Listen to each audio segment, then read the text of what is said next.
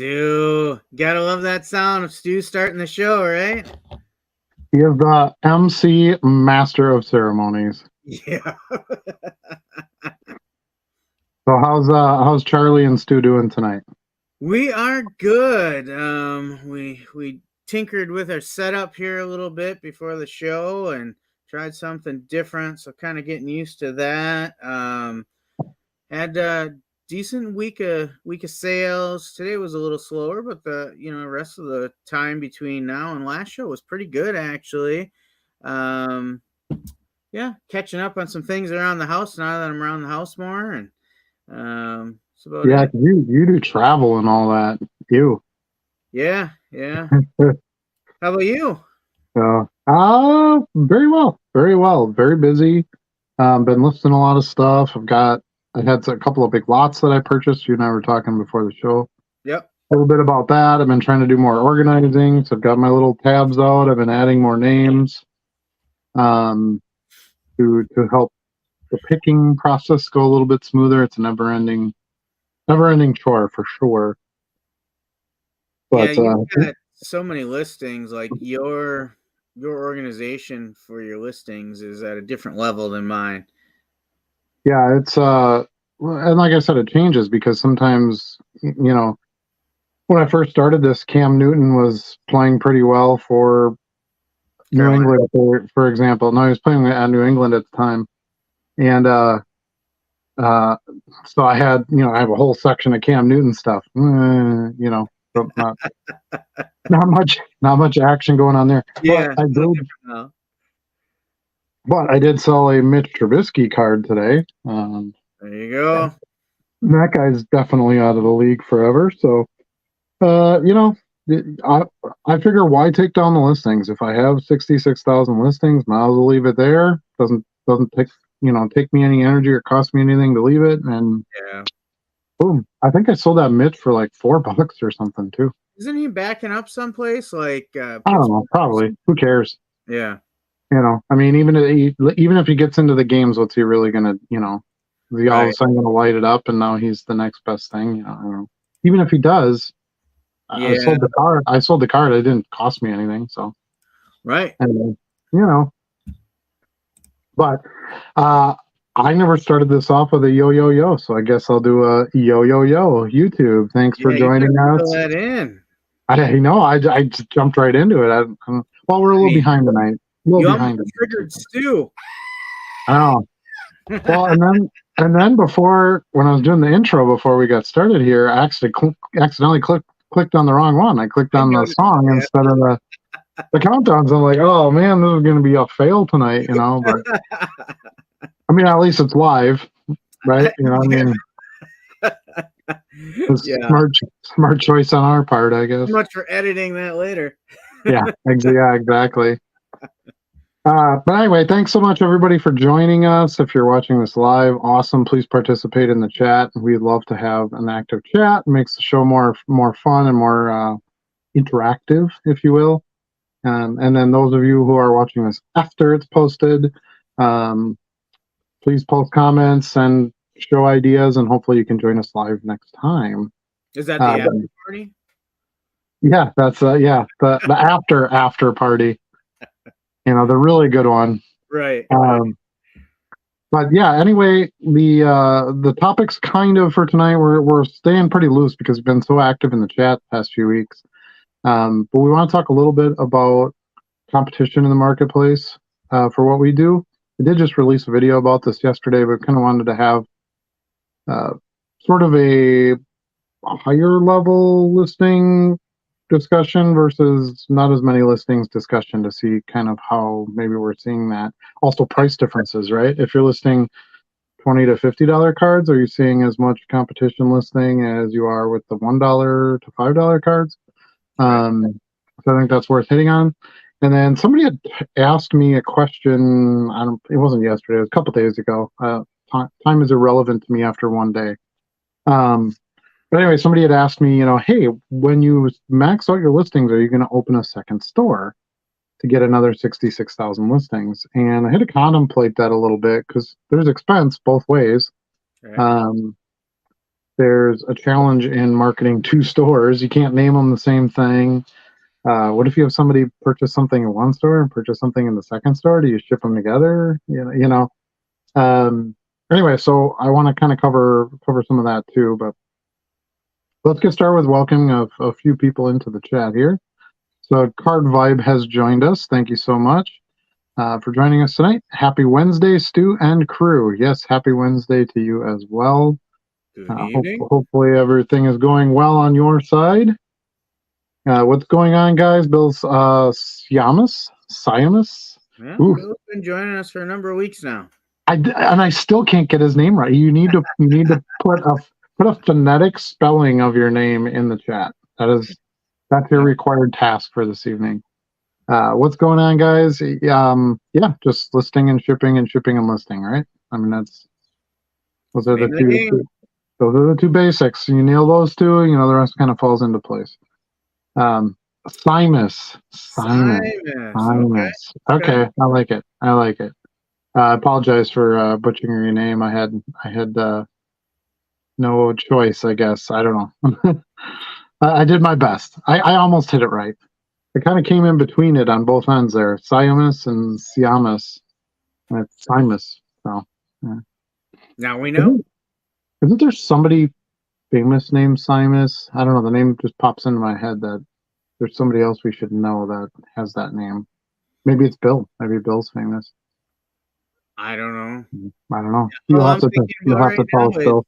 Those old, I think it was like NBC PSAs where it said, "The more you know," and it had that rainbow that comes up. Right. Yeah. The old GI Joe, right? Or remember all those shows had a moral at the end. He-Man used to do that. Like, yep, it was awesome. Those shows ruled. He-Man had like a monologue at the end. He did, yeah. It was always like with Orko or something. They would tell some goofy joke and. But it's funny you bring that up because I just read something. I like economics. I know you're all shocked, but I read something yesterday talking about how kids don't eat cereal anymore and don't want cereal because there's no prizes in the boxes. And like the cereal thing was like a Saturday morning with cartoons type of thing. Yeah. Kids don't do that anymore. So I was like, I guess that kind of makes sense. We don't really have a lot of cereal going on at my house. My kids don't eat cereal at all.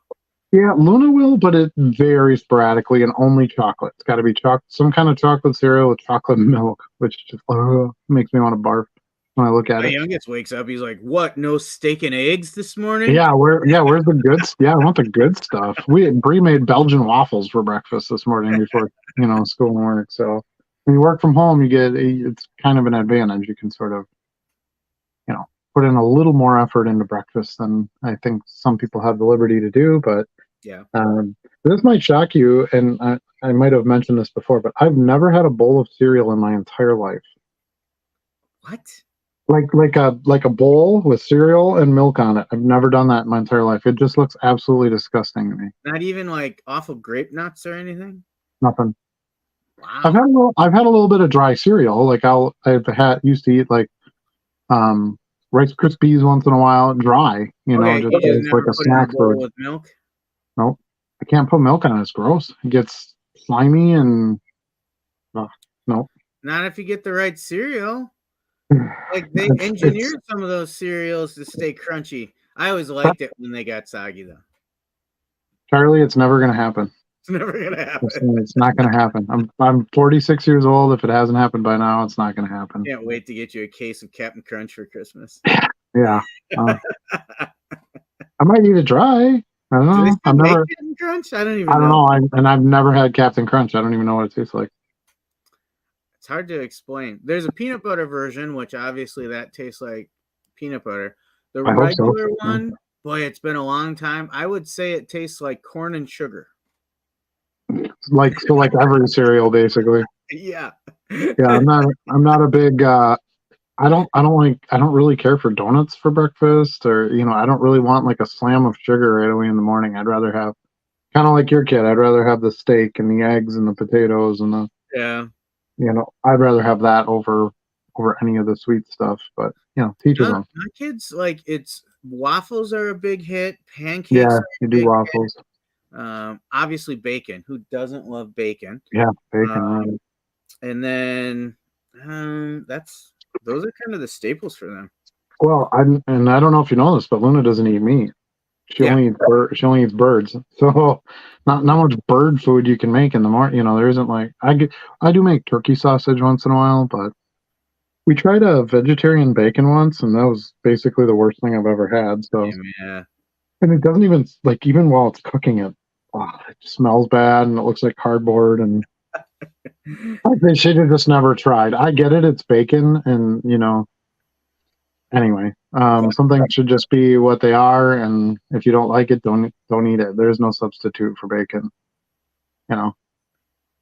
So anyway, yeah. So something kind of exciting at my house. I got most of the movie theater done. I got all the chairs in. I got them all wired up. I have all the sound system in. It's kicking. I thought so. Are you running into some delays? I thought that was already scheduled to be done. Oh, sure, like years ago. I thought you were going to be working on your new office already. Well, kind of doing that too, but Okay. yeah. I mean, it's just it's whatever we can do in our spare time, basically. So Yeah. But it's all carpeted, all the wires run. So the only thing I don't have is the projector yet. Got to save a few bucks to do that one, but Yeah. um, but we got the paint for the screen wall, got all the parts for the trim work and all that. All the display stuff is up, so we've been enjoying that. We watched one of the new Santa Claus episodes came out today. Two of the first season 2. So we watched one of those down there tonight, and then the other night when I was testing the sound, and I brought Luna down there, and she's in the power recliner. She's in heaven, right? And so I put on Godzilla versus King Kong, right? Yeah. And I'm like, well, this will have good sound, so I just wanted to test the sound. Well, we got so into the movie, watched like 20 minutes of it, and now she wants to see the rest. So, so I guess I've got a Godzilla King Kong, fan. Sounds like it.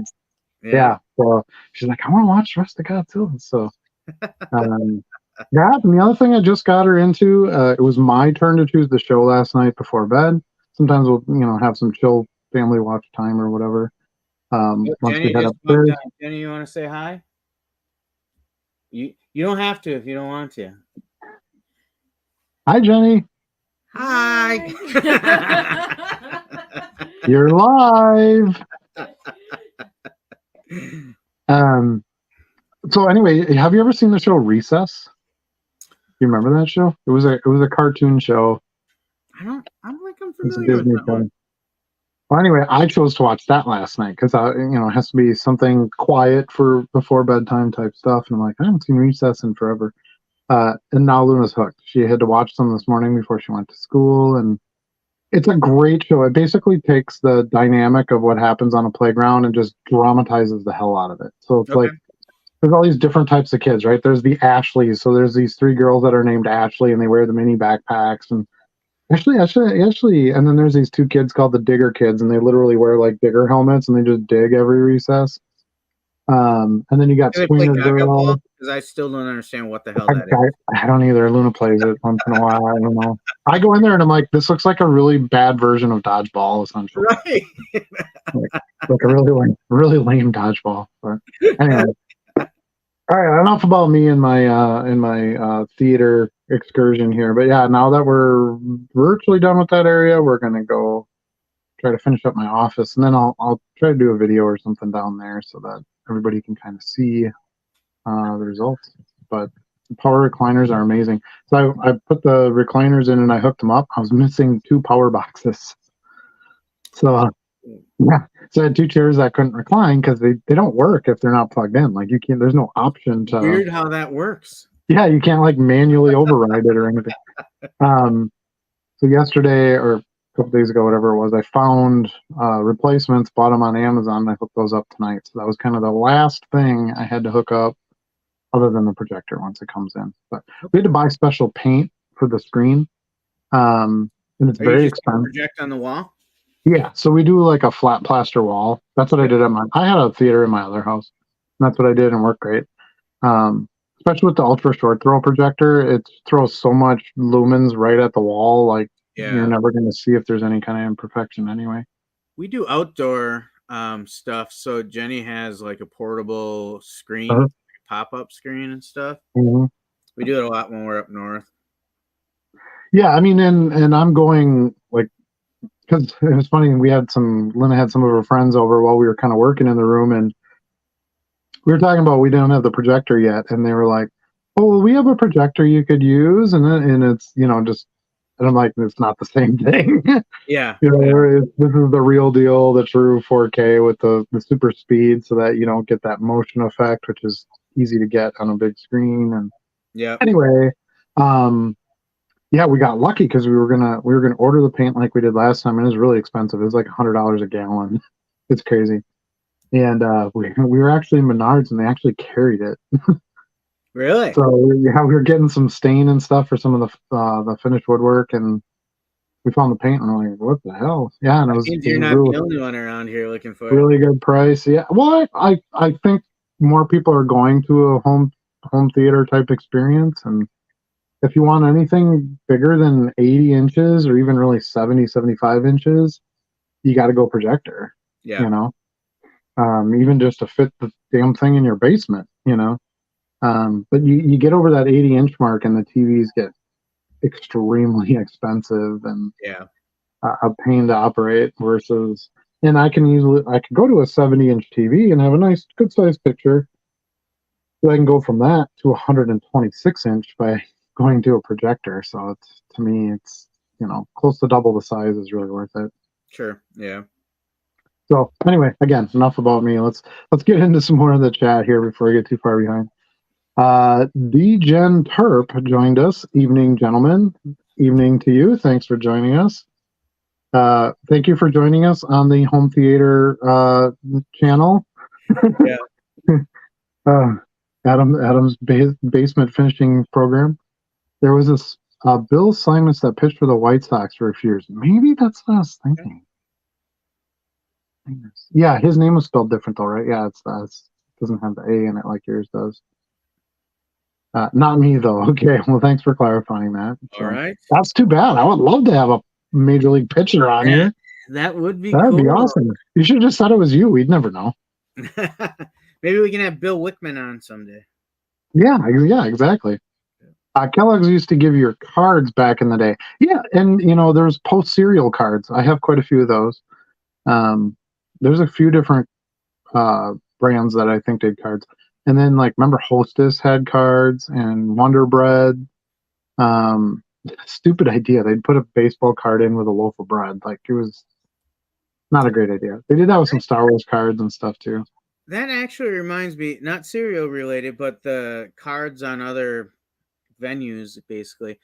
I have some old, I don't know where they are right now, but some old like 80s, somewhere between 87 through 92 tops boxes of cards. And one of those years had cards you could cut out of the Yeah, box yeah, itself. And yep, I'm yep. like, The hand cut cards. what's that? Hand cut cards is what they call Yeah. them when you cut them out yourself. Yeah, And I I did not cut them out. I'm like, I don't know that, like, it just seems weird to me. it it is weird. I don't think it's something you'd want to cut out and try to grade, but Yeah. there's a market for those. It's like anything. There's box toppers. There's all those kinds of ideas. There were boxes you could buy where one card came graded in the box. Well, Encased even I think did that their first couple of years. But yeah, I don't know. Yeah, there was always some kind of gimmicks going on, and I'm sure we'll see some more of that again in the future.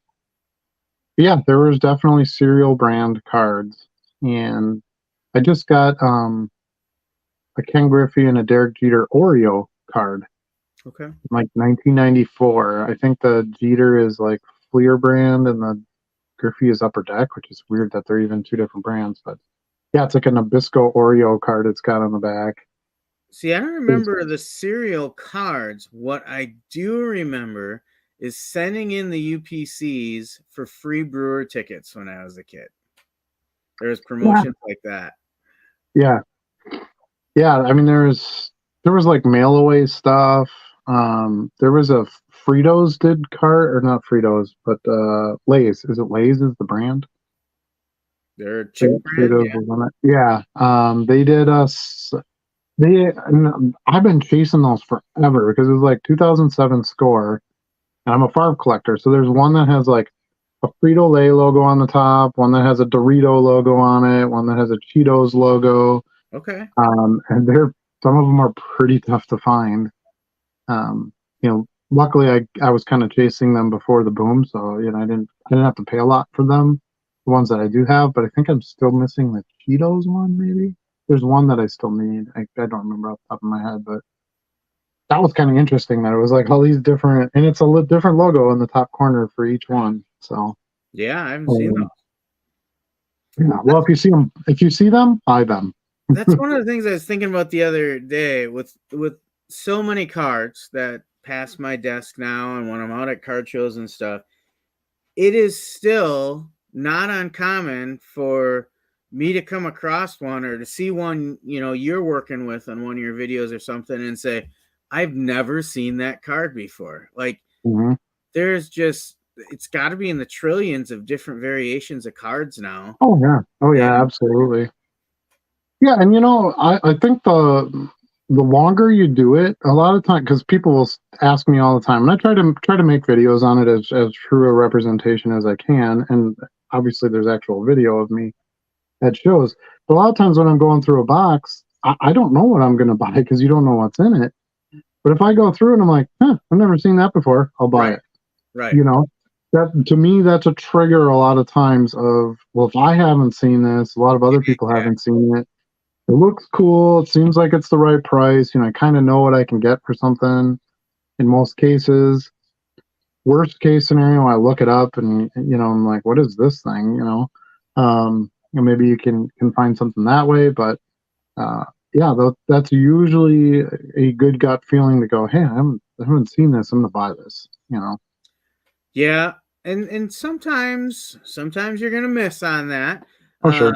I had a couple this week. I went to list some DC Universe cards that are, I don't know if you're familiar with them. It's from a company called HRO, and where'd you go? I'm Um, I'm not. they they sell NFTs, and then with their NFTs, there's a physical copy of the NFT.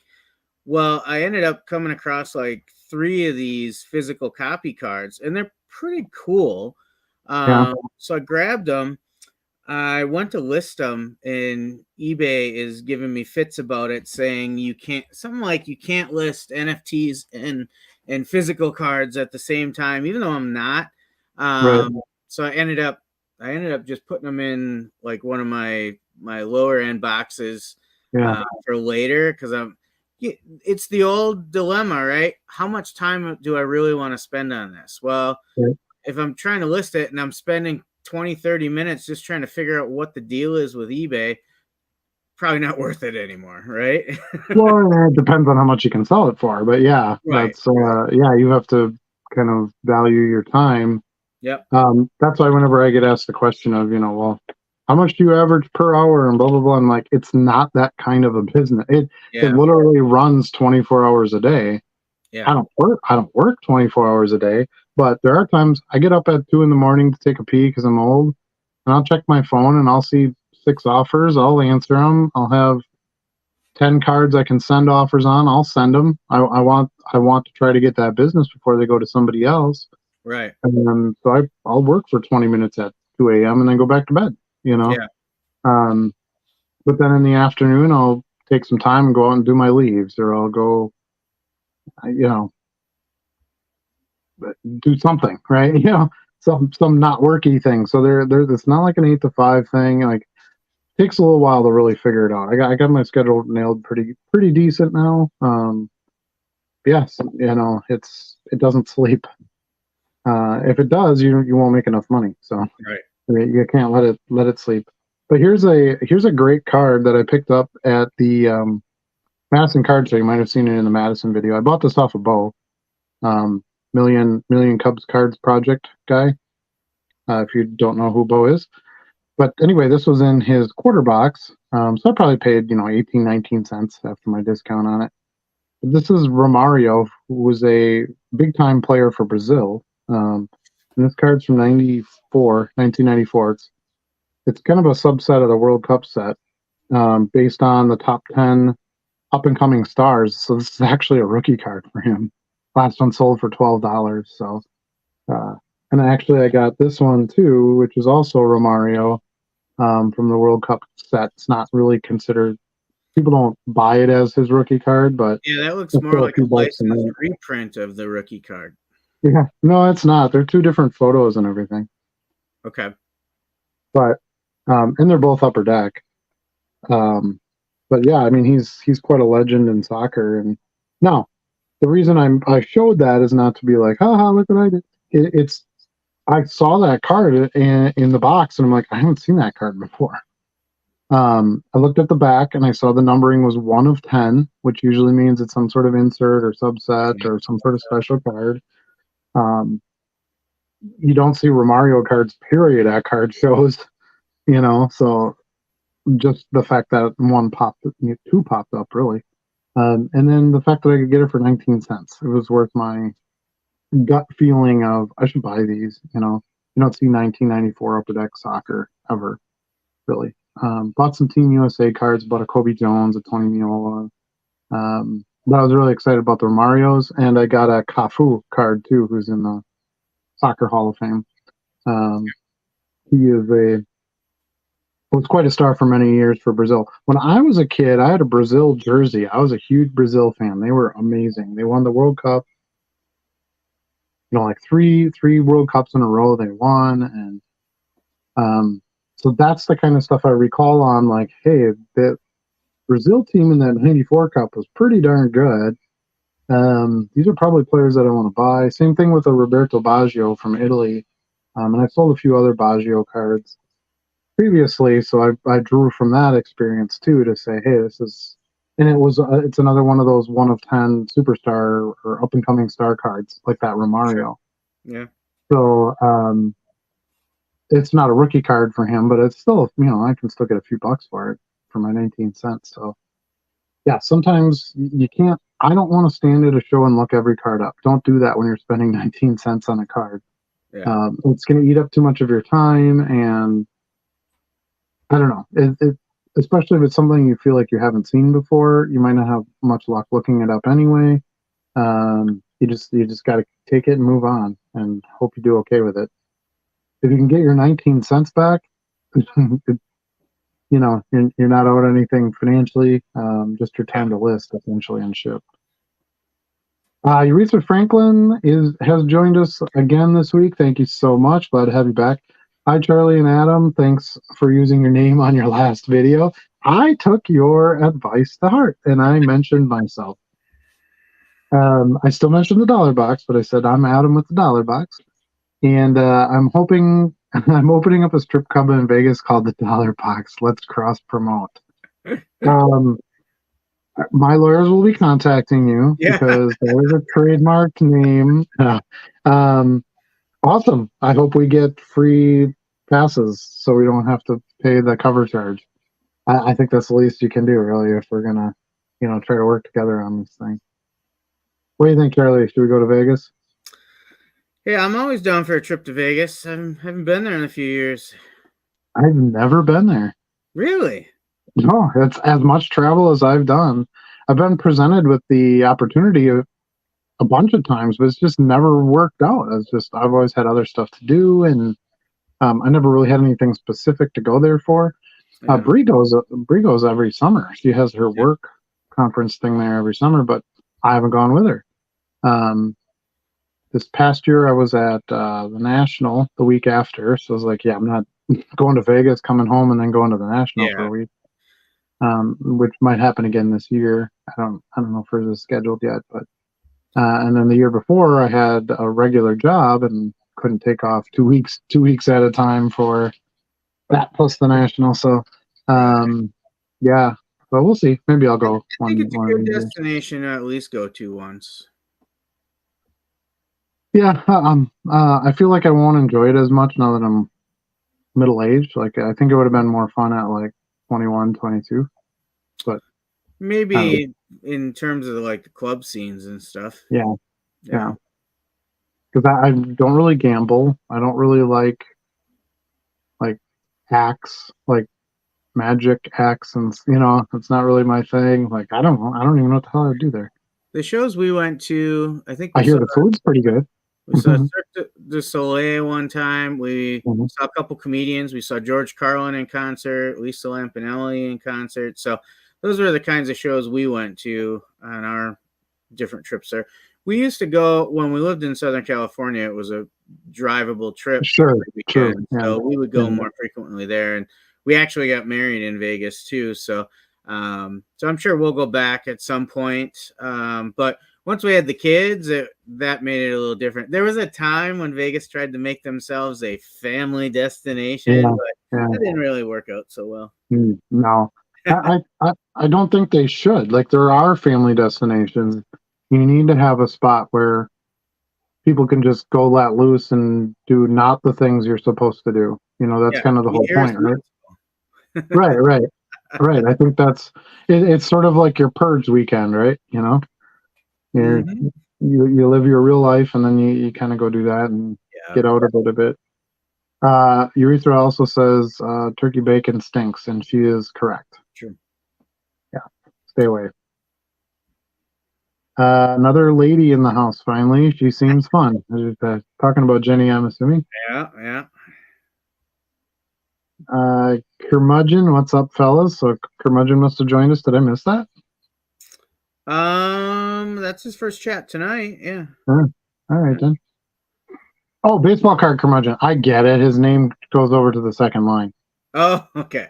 I didn't notice that till now. Tom has joined us. Welcome back, Tom. Glad to have you with us. Good evening. What kind of projector do you have your eye on? Okay. Should I go back to the home theater thing, or should I let that die? Well, you can take a second to talk about your choice in projectors. Okay, so I'm looking at ultra short throw projectors. My choice right now is the 4Movie 4K, the 2800 lumen. Um, it's got the basically the fastest processor, which when I bought my projector for my last theater, I I was concerned about speed, like refresh rate, whatever you want to call it, and also the number of lumens. Lumens is how much light gets thrown at the wall, right? So that's kind of makes your blacks black and your whites white, right? And I shaved a few bucks off and cut down on some of the processing speed, and I kind of regretted it. So I don't want to do that this time.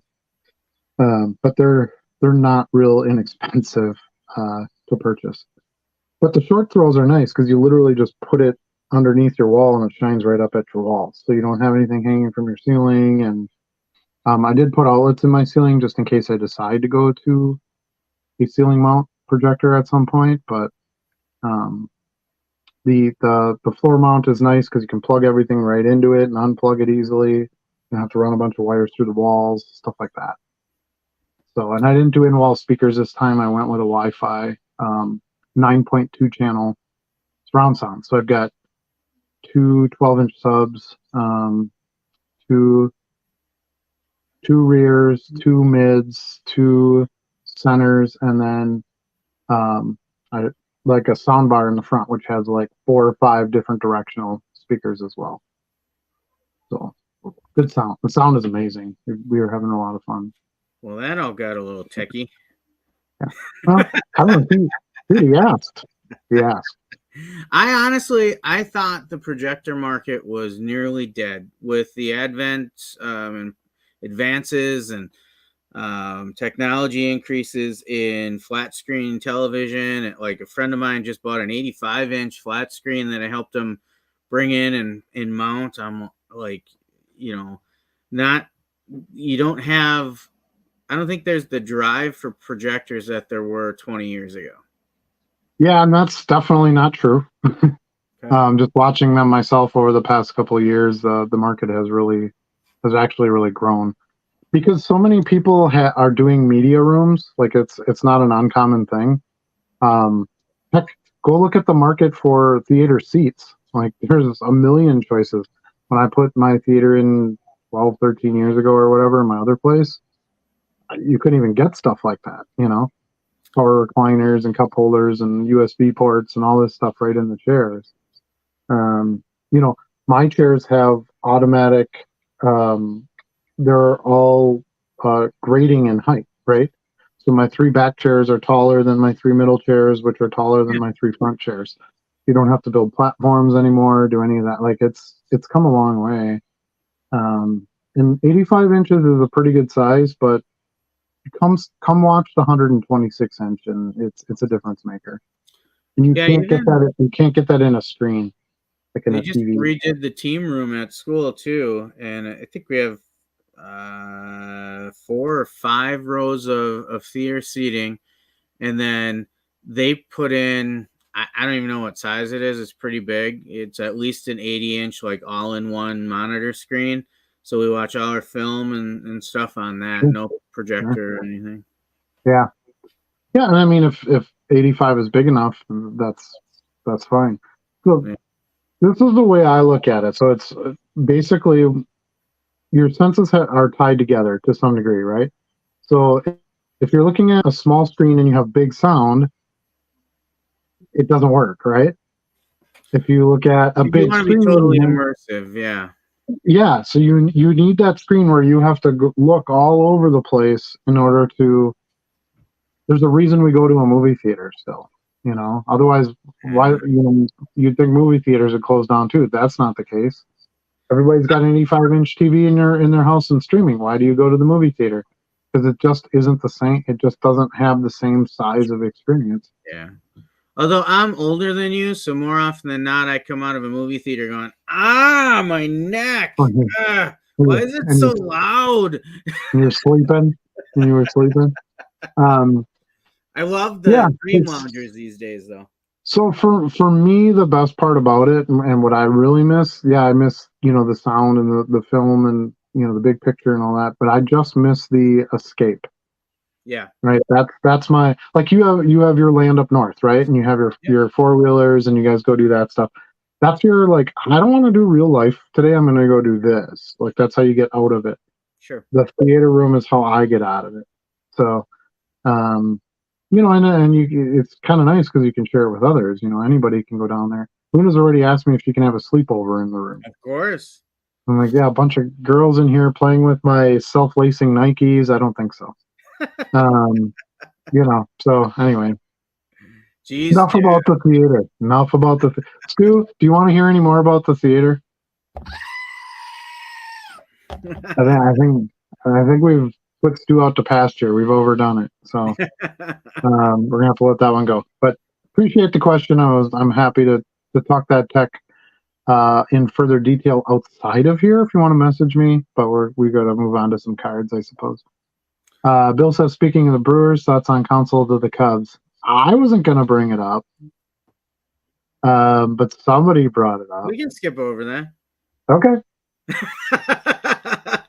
Yeah, that hurt. That hurt a little bit. So, okay, I had a conversation. I have a bunch of friends who are Brewer fans, of course. I have a little chat group where it's kind of Cubs versus Brewers, and we just have fun with it. And of course, they were like, "Oh, traitor, blah blah blah," and I'm still breaking it down to, like, it's still the dude's job, right? So, like, let's say you're the Brewers coach. I'm sure he's gotten crap a little bit over the past 2 years, not doing so well in the playoffs.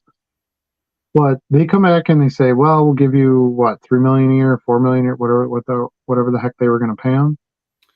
And allegedly, they were also going to make him the highest paid manager in the league. Well, they weren't going to give him as much as the Cubs. I know that for sure. But anyway, so the Cubs come in and they're like, "Hey, we actually spend money. We got a front office that's active. We're looking at Ohtani right now. And we'll give you $3 million more. Plus, I think it was a 1 year longer contract too, wasn't it? It was like 5 years instead of 4 years or something. Yeah. I don't know all the numbers. I didn't get that far into it, but from what I've heard, that's kind of where it was at. And I'm thinking, how could you not take that deal? Yeah. there's really no reason, like, other than you coach the Brewers, there's no reason to stay in Milwaukee. That's not a great city. Chicago has its, ups and downs too, but there's a lot to do there. It's a major metro, and travel might be a little easier back and forth because they have access to more. I mean, you just start even looking at some of the little things. It's really not. If you really liked Milwaukee, it's not even that far. It's a Right. couple hour drive to Milwaukee if he still wants to conduct some things in Milwaukee. But yeah, I just think it was too good a deal to pass up, and I think to coach a storied franchise is an opportunity most managers want. Yeah. And if you ask Bill Belichick if he wanted to come to the Packers, if they were going to give him enough, he might want to do that. I don't Maybe. know. I felt like there's stuff we don't know. Like there might have been something he soured on with the front office in Milwaukee. Um, 'Cause- Well, it's spending the money. They don't spend the money, and then they sell the yeah, players at the end of the year. So, um, and that was kind of my point. Like as a manager, well, as a coach, right, football coach, yeah, you want to try to have the access to the best talent you can, so that right, you can put a winning team out there. Well, yeah, if you're spending, less than 10% of what the other teams are, it's pretty tough. yeah, Tough to stay competitive. So Brewers have a good farm system. There's some upside for them there, but I don't know. Getting over that hump to win the whole thing is going to be pretty tough yeah. with the way they do it. True. I And you wouldn't. know what? This was a pretty quick decision after the end of the season. He might even have been like, "I'm just so frustrated. I want out of here." He might think about this later and be like, "Oh, I guess I just left." Yeah. It I was mean, I just think, interesting, he interviewed with the Mets and the Guardians, and I think somebody else was talking to him. Never were the Cubs in the media chatter, and then all of a sudden, Council is the new manager of the Cubs, just out of the yeah, blue. it was all private conversations, and I think that was for his benefit Yeah, because, again, Brewer fans find out he's talking to the Cubs and all that. Let's say he ends up staying the Brewers manager, he probably didn't want to face that crap later on. yeah, That might have been his request to say, okay, can we just not say anything about this until maybe we work something out. Um, our teams are close together. A lot of Cubs fans, end up in Miller Park or whatever the name of that stupid stadium is now. Um, I don't know. yeah. American budget circus family American field or Family whatever. Field. I don't know, Yeah, something like that. Yeah. yeah, So, Wrigley's still Wrigley, by the way. yeah. Anyway. Remember the uproar when they built those little party houses outside the outfield and stuff like that? They don't Oh yeah, really yeah. take kindly to Yeah. change real quick. No, well, you have to buy tickets now for those. The Yeah, money goes to the organization. You have to buy the tickets for you're yeah, talking the rooftop seats and stuff, right? yeah. So, Hmm. yeah. So you can still sit up there, but now you got to pay the Cubs for a ticket. But I think they're pretty cheap, like $20 or something. I would hope so So because you can't really sometimes see the game. You no, just see no, dots flying around out there. pretty much. You get to hear the music and the crowd cheer and Yeah. stuff like that. But yeah, Let's be honest, it's Chicago. They're there to get drunk. because they don't do that in Milwaukee. I didn't say they don't, but I'm saying that they do that in Green Bay at the Packer games too. Yeah, they do. Yeah, they do. It's funny you mentioned that. That was another thing in an article that I read the other day that alcohol is starting to die out because young people prefer weed. I hadn't heard that. So I, yeah, I was like, okay, I guess because I'm not a young person, I'm still drinking bourbon. and I think alcohol always had its place because of the socialization aspect of it, right? Like you had to go to a bar to meet a girl, and you had to drink alcohol so that you could actually talk to the girl, and there's a lot of that kind of stuff, Yeah. angles to it, and I don't know. I don't think young people do a lot of that anymore. Now it's just swipe, and type in. Anyway, MD Sports Cards is with us tonight. Thanks for joining us again. Good evening. There's a Luke #1 PSA 10 NBA Gold at 43K with a day left. Do you think unopened Series 1 wax is a decent long-term investment? Luke #1 PSA 10 NBA Gold. Oh, he's talking about 1977 Top Star Wars. Um, an unopened Series 1 wax is a decent long-term investment. Yeah, yeah, absolutely. If you can get it for the right price. There's not a lot of them out there, especially in good shape. I certainly wouldn't open it or anything, but yeah, Star Wars collectors. I have a lot of Star Wars people that I'm connected to because of the stuff I was involved in, and I'm not going to say his name because he's kind of a bigger name. But the stuff he buys and what he pays for like original screen use props and stuff from Star Wars is insane to me. Um, so yeah, I think if you had the if you could line up, the right buyer in the right auction, I think that you would do very, very well on a nice sealed, authenticated box. Sure. Let's see, it's on Heritage along with a Pop One Luke sticker, PSA 10. Yeah, those would be nice. I do have a full set for myself of the 77 Series 1. And my Luke is okay, but it's not a 9 or a 10. But I don't know. I don't know if a card like that I would pony up to buy to spend that much versus the one I have. I'm pretty satisfied with. But to each his own. It's literally the first Star Wars card ever produced. That's a pretty big property, intellectual property to have the first of anything in. Plus, I think it's a pop. You're right. It's a Pop One. So Yeah, that's the so other thing. people It's will pay to literally the say only they have one. the best copy. Right. It's Yeah. essentially a one of one.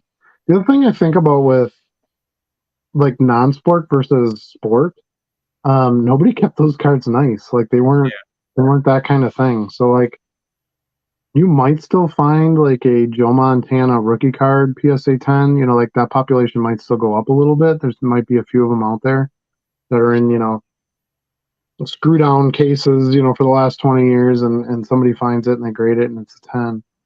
I don't think you're going to see a lot of that with like old Star Wars or old Star Trek or some of those older bubblegum card sets of non-sport stuff. Um, so I think that if you buy a Pop One Luke sticker PSA 10, you're probably going to be the only pop for pretty much ever. Maybe one more will pop up, and they were just not, in my experience, just going through them because I have a lot of those that I stock, and I stock a lot of, let's say, 1977 football. Um, the Star Wars cards are made way less quality. There's a lot more off centering, a lot more tilted pictures and stuff like that.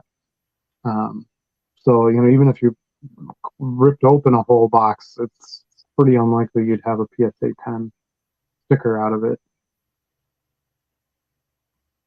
All right, with the increase in card sellers, you need to be diversified and list vintage, non-sport, and any new products such as the Topps Chrome lids.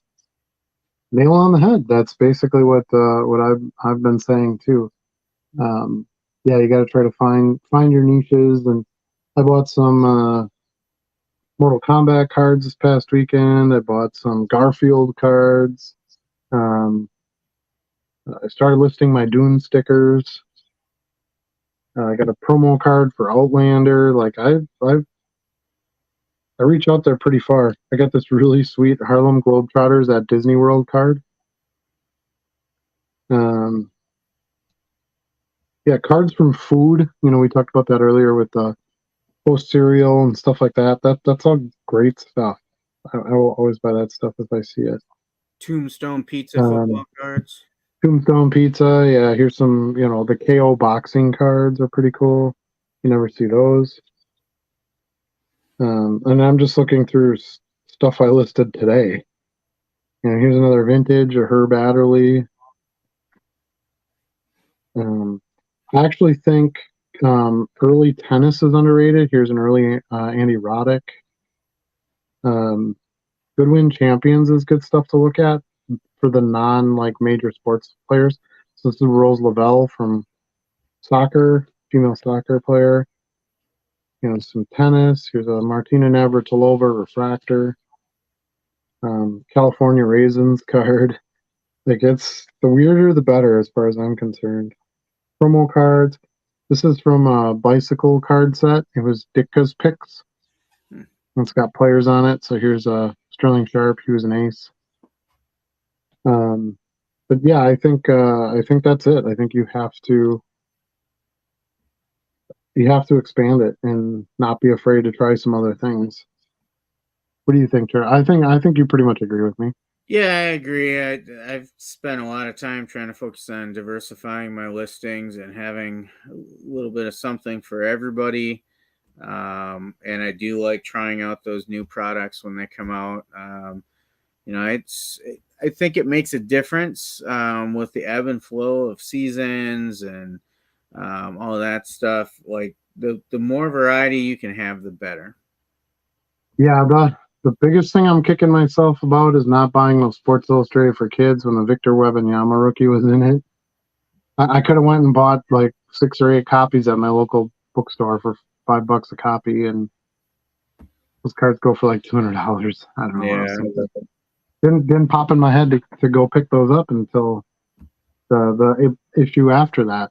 And the issue after that, I went and bought them all, and I've sold pretty much all the cards out of that for good money. So, um, you got to zig when everybody's eggs, right? I mean,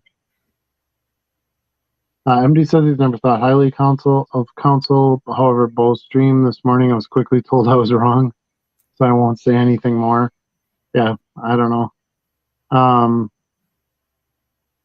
I think Council is an okay manager. I wouldn't be like, yeah, let's go get Count. I don't know.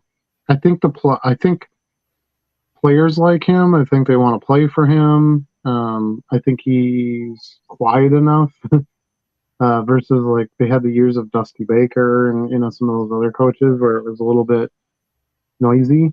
Um, I don't know. We'll see how it goes. I guess Yep. Milwaukee is not. I'm sorry. Go ahead. I was gonna say we will see how it goes. Yeah.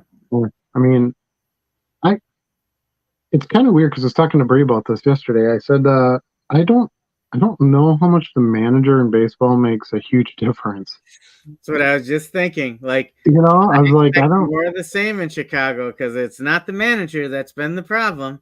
Yeah, yeah. Well, and same with Milwaukee. I mean, I think it doesn't hurt to have a manager in there but David Ross, everybody liked him, and he was a Cub player, just Yeah. like Council. Council went right from a Brewers player to the manager. So I don't know. We'll see what it does. Uh, Atranasio shouldn't be allowed to own the team. Is Atanasio, that, yeah. is that who owns it? I don't know. Yeah. I don't pay attention to that stuff. Council was outward with how he went about wanting to raise the amount managers are paid. Yeah, that's true. I mean, you gotta fight for your money. That's we all do that. Heck, I do that on each individual $2 card. I ask $2, somebody offers me $1.89. I'm like, really? 11 cents, just pay the damn $2. Yeah. Oh, it's crazy. Sticker is where the gum was. Luke sticker is supposed to go for over 100K. Okay. See, now I wouldn't pay $100,000 for a Luke Skywalker sticker, but that's me. I I would, I ra- would I'd rather take one that was a little more beat up and pay $20 for it. I don't know. So, but to each his own. It does because I don't think that you're ever gonna. I think the non-sport market has area for growth, definitely. Just like I think the sports card market has area for growth. I just don't know that non-sport stuff is ever gonna really catch up to like the 1952 Mickey Mantle. Like I don't know that there's gonna be as much market there for that.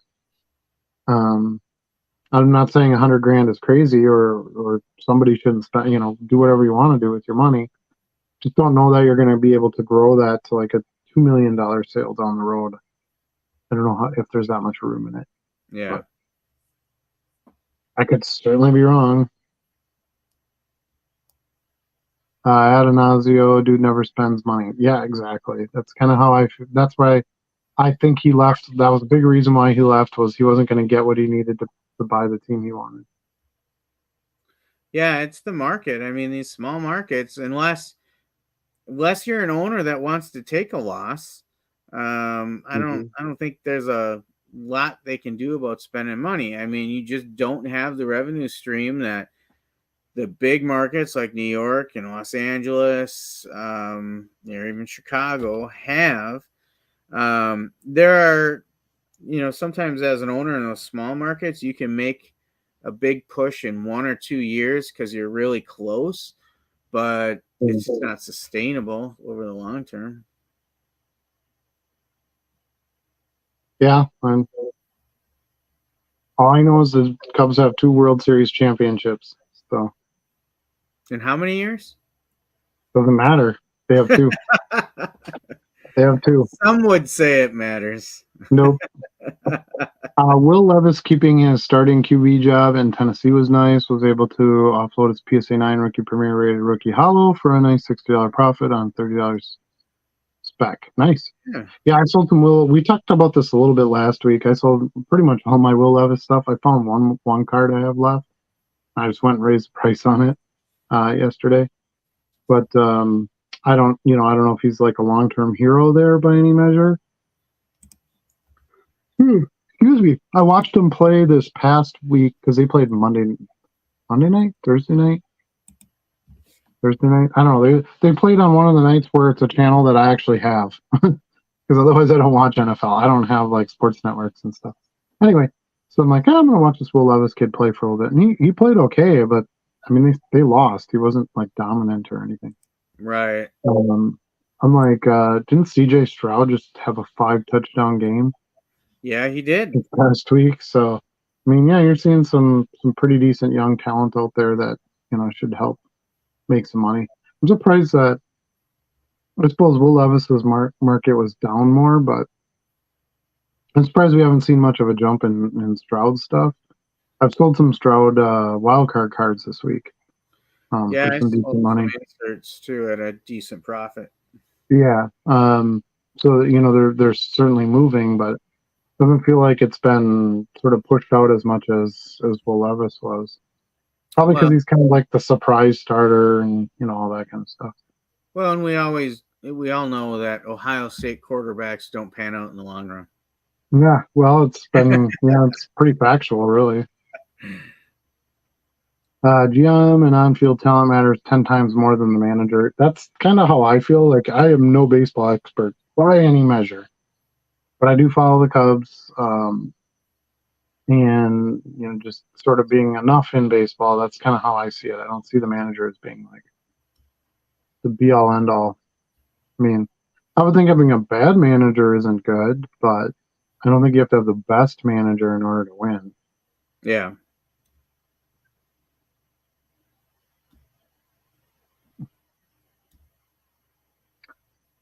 Stop with the market thing. Dude has tons of money and draws crowds every season.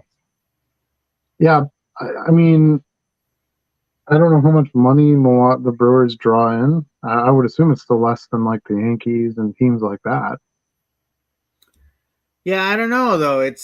I mean, how do you explain it's the same problem that Kansas City has, that Tampa Bay has, that all these other small markets have.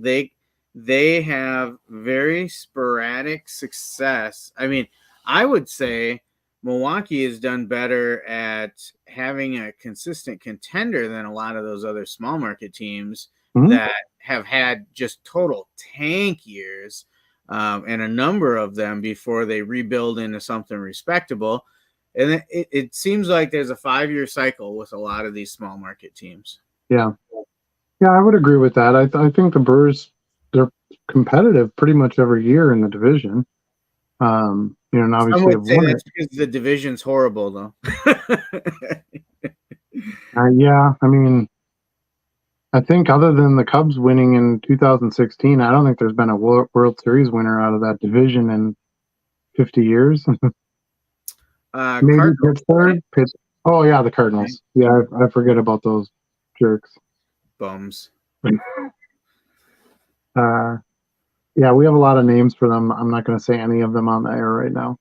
Actually, it's not fair. Like, I hated the Cardinals for years because of Yadi Molina.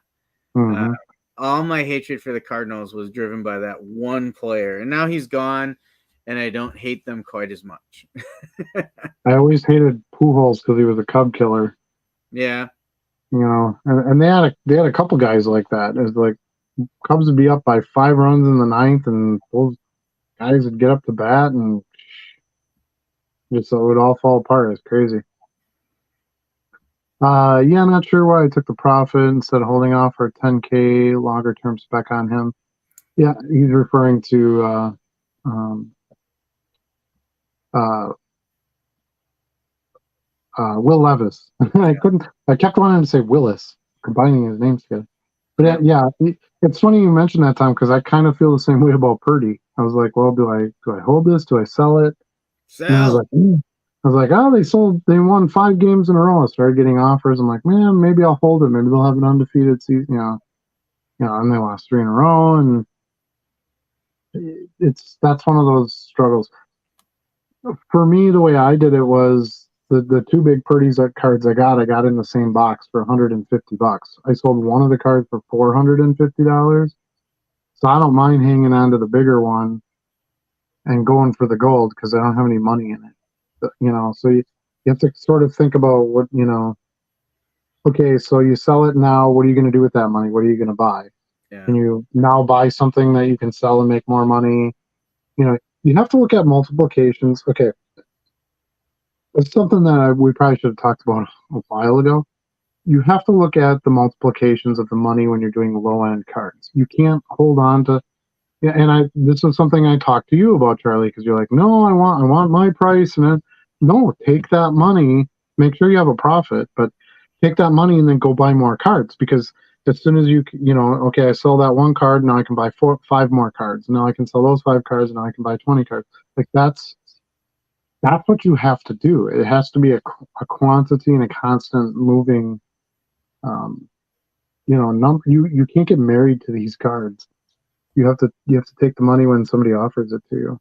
And money in the hand today is always better than maybe getting money in the future.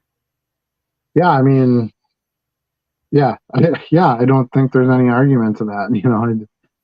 Money depreciates, so you take the money and buy something else and keep it growing. Try to outpace what the rest of the world is doing to the money, and um, Especially with a speculative player. Like, I would say Levis is a speculative player. He's not a surefire Hall of Famer that's established a track record and he's and going to hold value for sure. and that's a good point. And a lot of times when I look at these guys, I look at what team do they play for, right? Mhm. So I didn't never got in big on Josh Allen when everybody was buying Josh Allen because I'm like the Bills, Blasphemy. right? The Bills can't win a Super Bowl. It's not going to happen. So no matter what he does, I don't think you're ever going to get anywhere with it. Um, and I kind of feel, I mean, Will Levis is kind of in that same spot. Do you really think they're going to end up winning a Super Bowl? And that's why I hold the Purdy because the 49ers have a really good shot at us, So, and that's to your belief. Like, if you believe Will Levis is the second coming and he's going to win 10 Super Bowls, then that is absolutely the card you should buy. But you got to use a little bit of the logic with that too. Like, who are they going to play and what has the record been in the past and those kinds of things. And yeah, he throws 4 touchdowns in his first game. Is he going to throw 4 touchdowns every game? No, no. Oh, he'll So run for 4.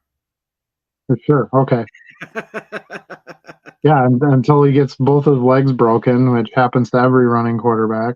Yeah. Then he'll be out for a season, and then he'll come back, and he won't be the same because he can't do the running, and like it's just. Are we talking about Robert Griffin III now? There's a whole list of them. You can put Vince Young there. You can put Dwayne Haskins there. You can put Cam heck. You Newton?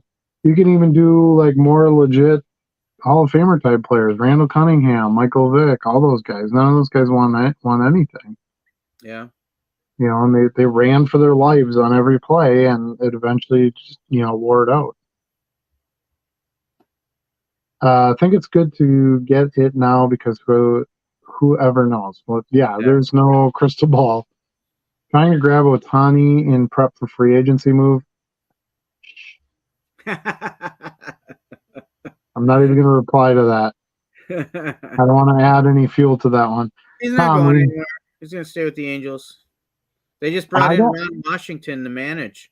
I don't want people to go out and buy his cards. Tom, we have a mantra here. You know it. Repeat after me. You never go broke taking profit. Yeah, buddy. I say that all the time. And that's what I always tell you when you're like, hey, I'm asking 8 for this, and the guy offered 6. Should I take it? And it's, what's the first thing I say? I say, what did you pay for it? Yeah, exactly. Paid $1 for it. Sell it. Yeah. Or counter at 50 cents more if you want the shipping fee covered or something, But yeah, you have to be willing to. Most of the time, what I end up doing is I look at how many cards are they going to buy. I won't give much of a discount on a card unless it's been sitting a long time or whatever, unless they're going to be buying more cards, because that gets me more money. I'll save them some more money. That's kind of how I look at it. I actually did have my first buyer yesterday send me an offer and write a little note with it saying, hey, I made multiple offers to you on cards for a bulk sale. And I'm like, absolutely, I'll accept them all. Here they go. Yeah, and were you? I just thought of this now. Last week we were talking about it. We got kind of tired after the show. We were talking about you changing your settings so that you could do your consolidated. Yeah, and I didn't find it yet. Didn't find it yet. So when you accepted all those offers, did each one get paid separately? Yeah, I can ship them together and do one. Yeah, you got to change. You have to change that. You're getting slapped 30 cents on each one of those. Exactly. So you got to get that changed. I just don't remember how to do it. I have to go back and look. I was going to do that this past week and then totally forgot about it. But yeah, you'll have to research that. Easy now, Adam. Watch it with my Bills. I have nothing against the Bills. I actually think they're a pretty fun team to watch. I love Gabe Davis. The helmets are cool. The colors are cool. Like, the whole thing works. I don't hate Josh Allen by any measure. I just don't think that where they play in the competition they have to play, it's going to be such an uphill battle, and they're probably not going to have home field advantage, and they're going to have to get all these, I don't want to say lucky wins, but lucky wins, to really get there. I think the NFC is a little bit more wide open. You got pretty much the Eagles and the 49ers, so I think as far as Purdy goes, he's got a better shot to get there than, somebody playing on the AFC, trying to face Patty Mahomes in the playoffs. It hasn't worked out well for anybody yet, so, for the most part.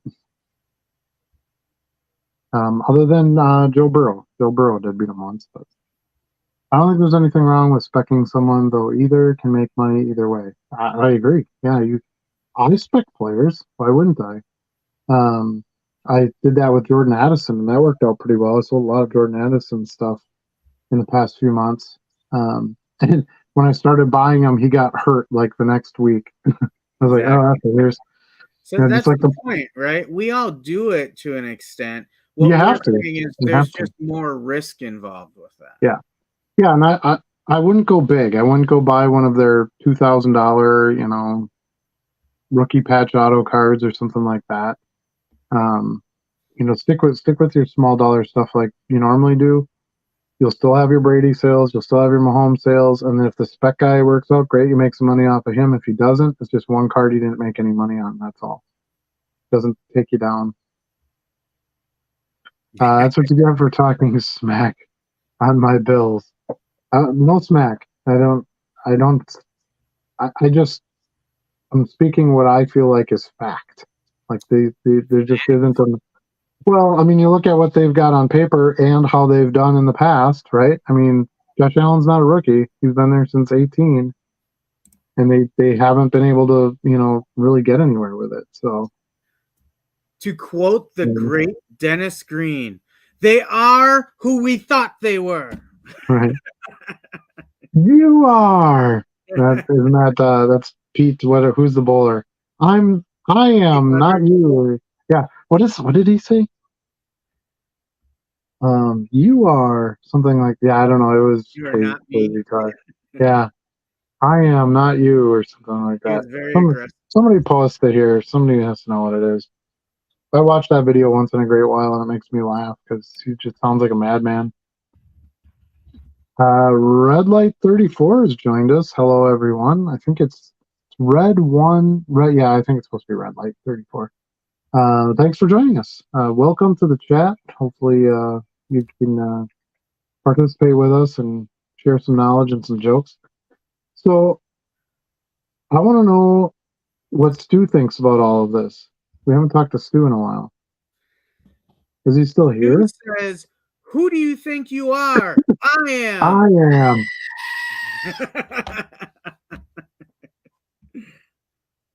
Not sure how anyone can pick against the Chiefs currently. That's just how I feel. I don't know. Coaching staff, receivers, running backs. It's receiver core is maybe a little bit weaker than it was, but I don't know. We'll see. I mean, Chiefs are solid. It's yeah. tough to find a lot of faults So with them. yeah. So to talk about the Bills though, let's say they get past the Chiefs, they still got Cincinnati. You've got the Jaguars are coming on, in the past couple of I years, and think they you got mean Jaguars. Jaguars. Jaguars is how you pronounce the car, right? Jaguar. The Jaguar. Um, let's see who else is over there. You've got the Chargers. I mean, there's a bunch of teams that are in that mix. I just think it's tougher in the AFC, Yeah. and that's if you can get past the Chiefs, which hasn't really proven to happen. So Right. I don't know. And then let's say you do, and you get to the bowl. Now you're facing San Francisco or the Eagles. That's still a tall task. So Yeah. I don't know. It's tough. Chiefs not looking like world beaters. Uh, IMP in my I I think don't you know meant what is on. IMO, in my opinion. Yeah, that's what I was thinking too. Um, yeah, I don't know. I think that my take on the Chiefs, and we talked about this a little bit last week, how I think the regular season gets boring, and a lot of these guys just don't want to get hurt. Like you win enough games, so you get your home field. You know what I mean? Yeah. Um, I kind of think that that's kind of how there's a reason that there's never undefeated teams in the NFL. Not anymore. Just saw Not Larry anymore. Donka today on TV talking Yeah, about he's got to be old. I was just thinking about that the other day. How many of those guys are still alive? Because yeah. they got to be pretty old now. A lot of those got to be in the 80s, eh? Well, in Sounds, fairness, it wasn't on TV either. It was like a Facebook clip of him talking about how confident they were in that final drive. yeah, and it was probably from like an interview from like 10 years ago or something. Who knows? Yeah. Yeah. Um, that's it. Who do you think you are? I am. That Yep. you're correct. That is what it is. Well done. IMO. Yep, we figured that one out. That's what people said last year. See, in the postseason, there's nobody in the FC though. Like nobody. The Bills haven't proven anything, and the Bengals haven't done enough to convince me this year. I think the Bengals have come on pretty strong recently. Um, but I pretty much agree with you. The Chiefs are just such a powerhouse, And and now I they think, have Taylor Swift. and now they have Taylor Swift. I saw so much Travis Kelsey crap. It's crazy. Yeah. Because I was buying his stuff super cheap. I'm like, my guy wins the Super Bowl every year. He hosted Saturday Night Live. He does some commercials and stuff here and there. I'm like, I can get 20 cent, parallel decent brand Kelsey's. I'll pick those up. And so I had a pretty good stack of Kelsey stuff for a while, and it just sells and sells and sells. I sell stacks of it. Yeah. So it's pretty interesting that some pop singer, sort of prompted that. But whatever. Let's see. I'd personally rather have my team get hot in December, obviously, to make a run. Seems to be best timing. Chiefs have been an issue since 13 seconds. Cincinnati has been rough and a bad matchup. Yeah, I think I really think it's between those two teams um, until some other team shows it's not. It seems like it's I don't know. I don't know. I just think that I think Bills just have such a big hill to climb, and I just don't know if they can do it. Enough about that. CMC will get injured. Just got a blank. Hurts not gonna win a big one. Yeah, I actually don't buy much Jalen Hurts stuff. I actually don't think he's that good. To be honest with you. Wow. Yeah. So That's I harsh. mean, if I get it for the right price or whatever, obviously I'll pick it up. But I don't Yeah. sell a ton of it, and I just don't think. Look, I don't man, know. nobody in the history of the NFL can run a quarterback sneak like Jalen Hurts. That's amazing. Can't can't wait until he blows out his knee. Um, and no, by the way, I don't wish injury on anyone ever, but um, yeah, I just don't do a ton of hurts. Honestly, I don't find that much really good stuff in boxes of him either, so maybe that's part of it. But I don't know. I mean, I'd much rather buy Mahomes than Jalen Hurts stuff. Agreed. Yeah. So that's kind of where I go. But I do sell a good chunk of Josh Allen. I just sold a die cut select parallel prism parallel today of him. Um, didn't think Joe Burrow sold really well the past couple of years. It was dead beginning of this season, and now I've sold a few more again. So I can see his stuff picking up a little bit. Trevor Lawrence is okay, um, but his stuff was kind of overpriced because he was number one draft pick and all that. Um, so I don't find a lot in discount boxes or anything like that. I've started seeing more of his stuff. Yeah, I've seen some more Josh Allen, some more Burrow now in like quarter boxes and stuff, which you didn't see for a while. So I definitely picked that up, but I haven't seen a ton of Hurts. I think the Eagles have still just been consistent enough that there hasn't been a dip moment to really pick up a bunch of Hurts. Sure. If I found a stack of mosaic parallel Hurts in a quarter box, yeah, I would buy all of them. I'm not an idiot, but I I haven't seen like a great deal on it, and I agree. I don't think he's going to win a Super Bowl. So I wouldn't be buying them on the basis of okay, well he's going to do this, and that's going to help the value. I was buying. It's funny. I was buying Optic Mahomes rookies for $45. The year he won his first MVP, so that was 2018, I believe. Um, yeah, 2018. And I was like, I would negotiate on these cards, right? They'd be listed at like $60. I'd offer 40. We'd meet somewhere around 45 to 50. And I'm like, that is such a steal now.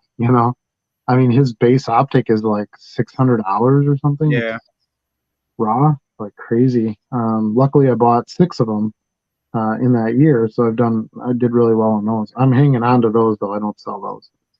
And I think I have a couple that are worth, grading. So, if I can get tens out of those, now you're talking $1,500, $1,600 cards. I Yeah. believe they are somewhere around there. I haven't looked at them in a while, but um, so as far as the reason I'm mentioning all this is as far as like my prospecting part goes on quarterbacks, I look a lot at can they actually win anything? Can they win a bunch of MVP awards? That's kind of the first one because it doesn't matter what team you're on. If you can win an MVP even if you're not on a good team. Ask Barry Sanders. And so I look at that because you can maintain value if you win those awards. And then I look at can they win a Super Bowl?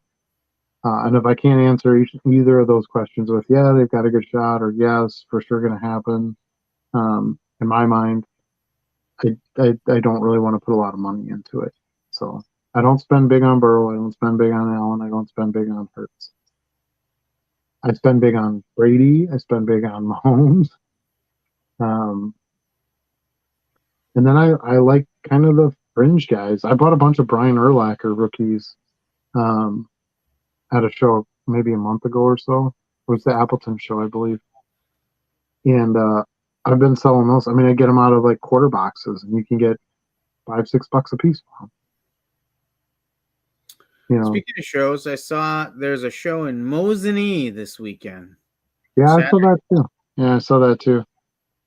I Yeah, I'm definitely not a show this weekend. No?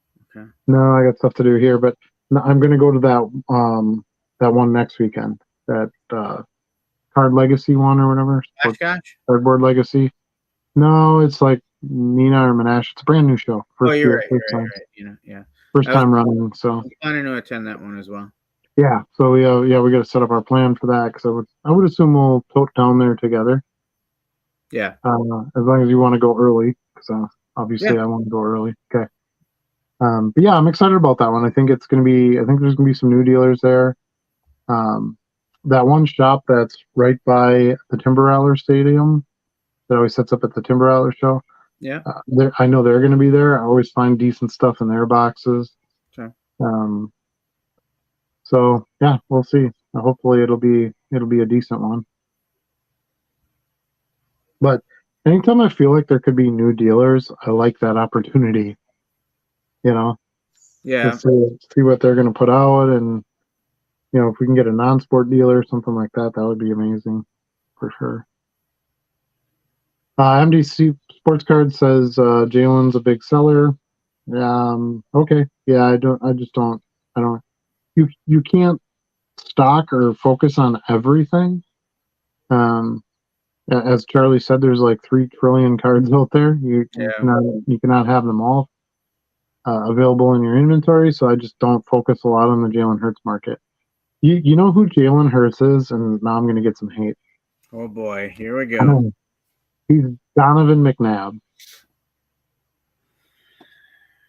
That's not a bad comparison. He's Donovan McNabb, and McNabb had a great career. He had some good wide receivers. He had Terrell Owens there. He had some decent backs. Who was the long-term back that was there? It wasn't Curtis Martin. It was Deuce Staley? No, not Deuce. Another Hall of Famer back, I think, that he had for quite a few. Anyway. Ricky Waters was there for a while? Yeah, maybe it was Deuce Staley. Anyway, I don't know. That's just kind of how I see it. I just feel like they're gonna be this team that always kind of competes in the NFC conference and then just can't do anything in the end.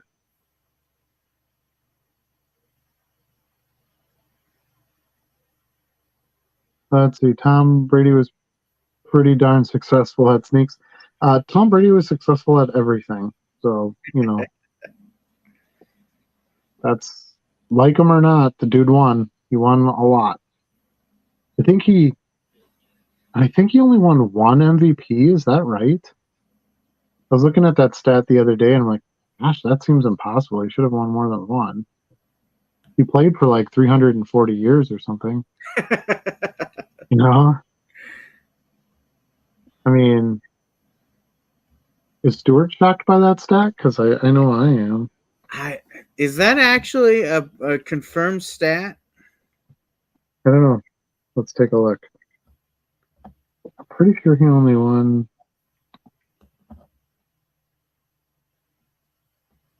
Well, he's won the Super Bowl MVP a few times.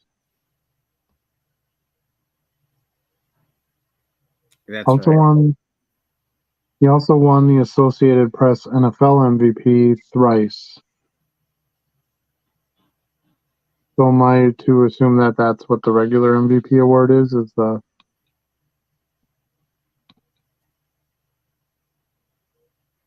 Is Tom Brady a good player? That's literally a question somebody asked Google. And what were the answers?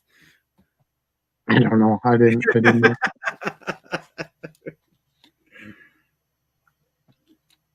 I'm pretty sure he only won. I thought it was only 1. That actually does surprise me if that's true.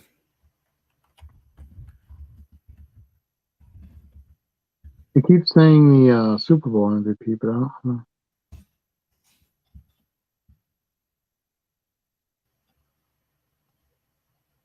There might be 3 though.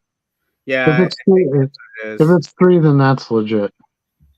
That sounds better. I thought I saw something the other day where he only won one MVP. I'm like, how's that possible? Like that can't be. Yeah. How is the guy who won the most Super Bowls ever not an MVP? Right, exactly. Let's see. I love it all in general and enjoy the other perspectives, so don't take any of it personally. To be honest, I'd rather know what the hobby is feeling on to check the count. Exactly.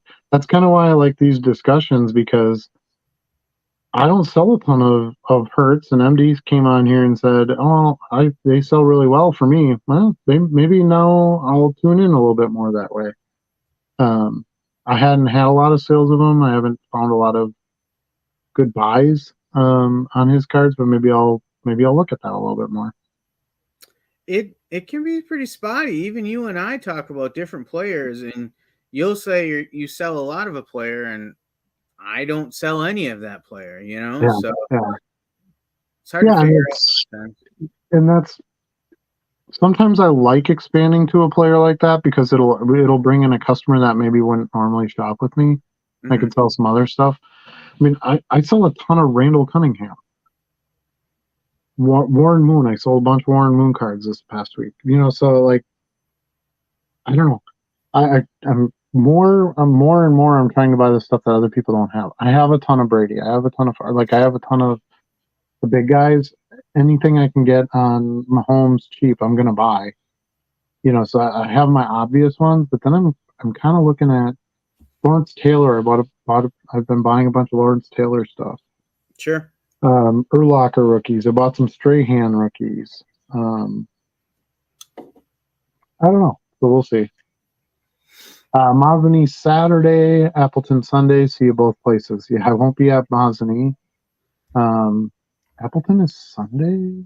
I think that is correct. Yeah. Okay.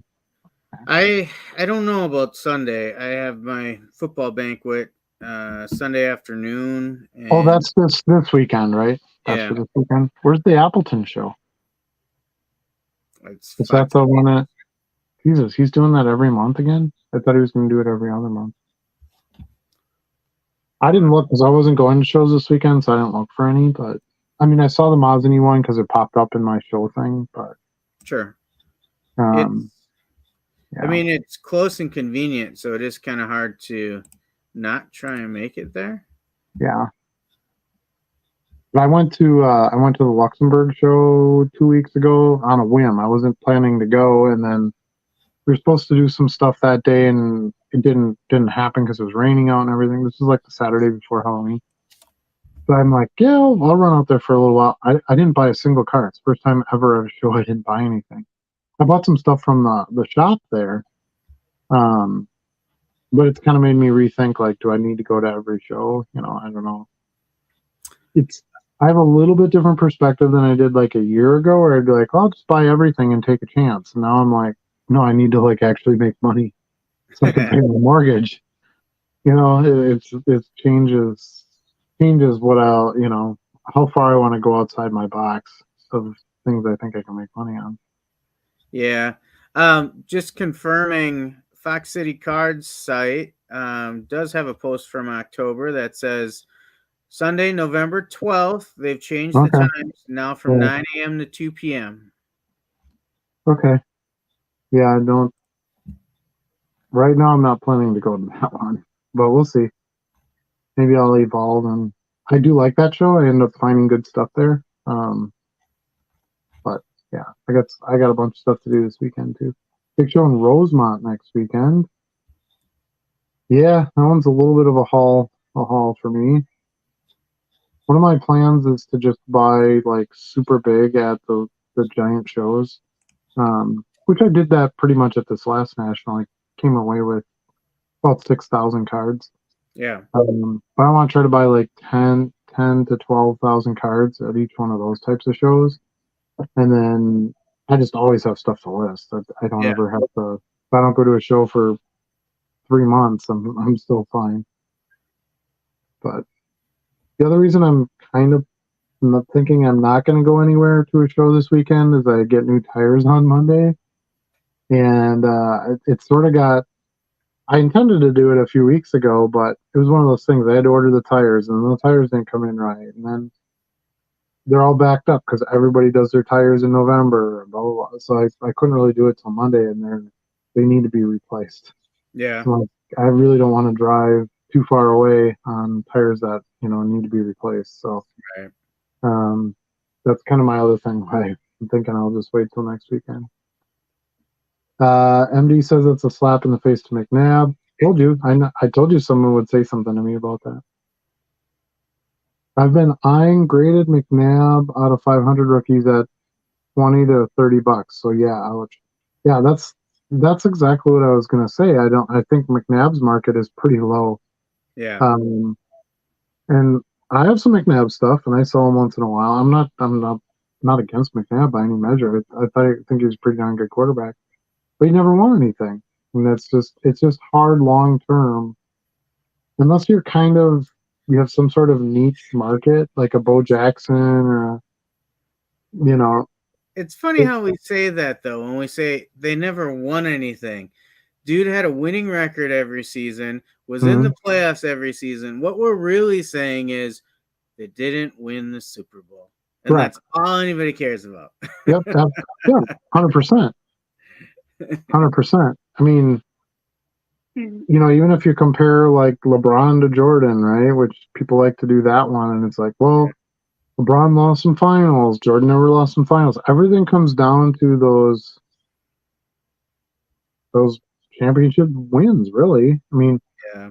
we consider Brady to be the best quarterback ever. Is he really the most talented quarterback ever? I don't think most people think that. No. But he won. He won a lot, and that is when you're a coach. When you go out to the field and you've got your quarterback and your running back and all these guys, what are you trying to do? Win. Yeah. If you don't win, you didn't meet your goal, right? So people want to buy winners. And I'm not saying there isn't a market for McNabb. I'm not saying you shouldn't buy them. Like I said, I buy McNabb stuff when I find the right stuff. But you're not going to get big prices. You're not going to get Mahomes prices ever for McNabb stuff. Right. Because he didn't win. He didn't win enough. The exception, like I said, is MVP trophy. If you win enough MVP trophies, right? Yeah, you have to win a good multiple of them. I still think you need a Super Bowl victory in there somewhere to really sustain a market, but at least a decent pile of MVP is, there will always be investors and players like that. Westbrook, that's who I was thinking of. Brian Westbrook. Yeah, that's the one. Thank you for that. Appreciate you. Running back of the Eagles. Yep. McCoy was with Vic. Yep. Sean McCoy. Just sold some LeSean rookie cards. Brady has 5 MVPs, pretty sure. I don't think that's true.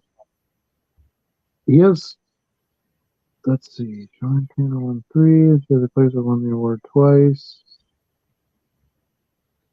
I think have 5 Super Bowl MVPs. Yeah, he has 3's number of.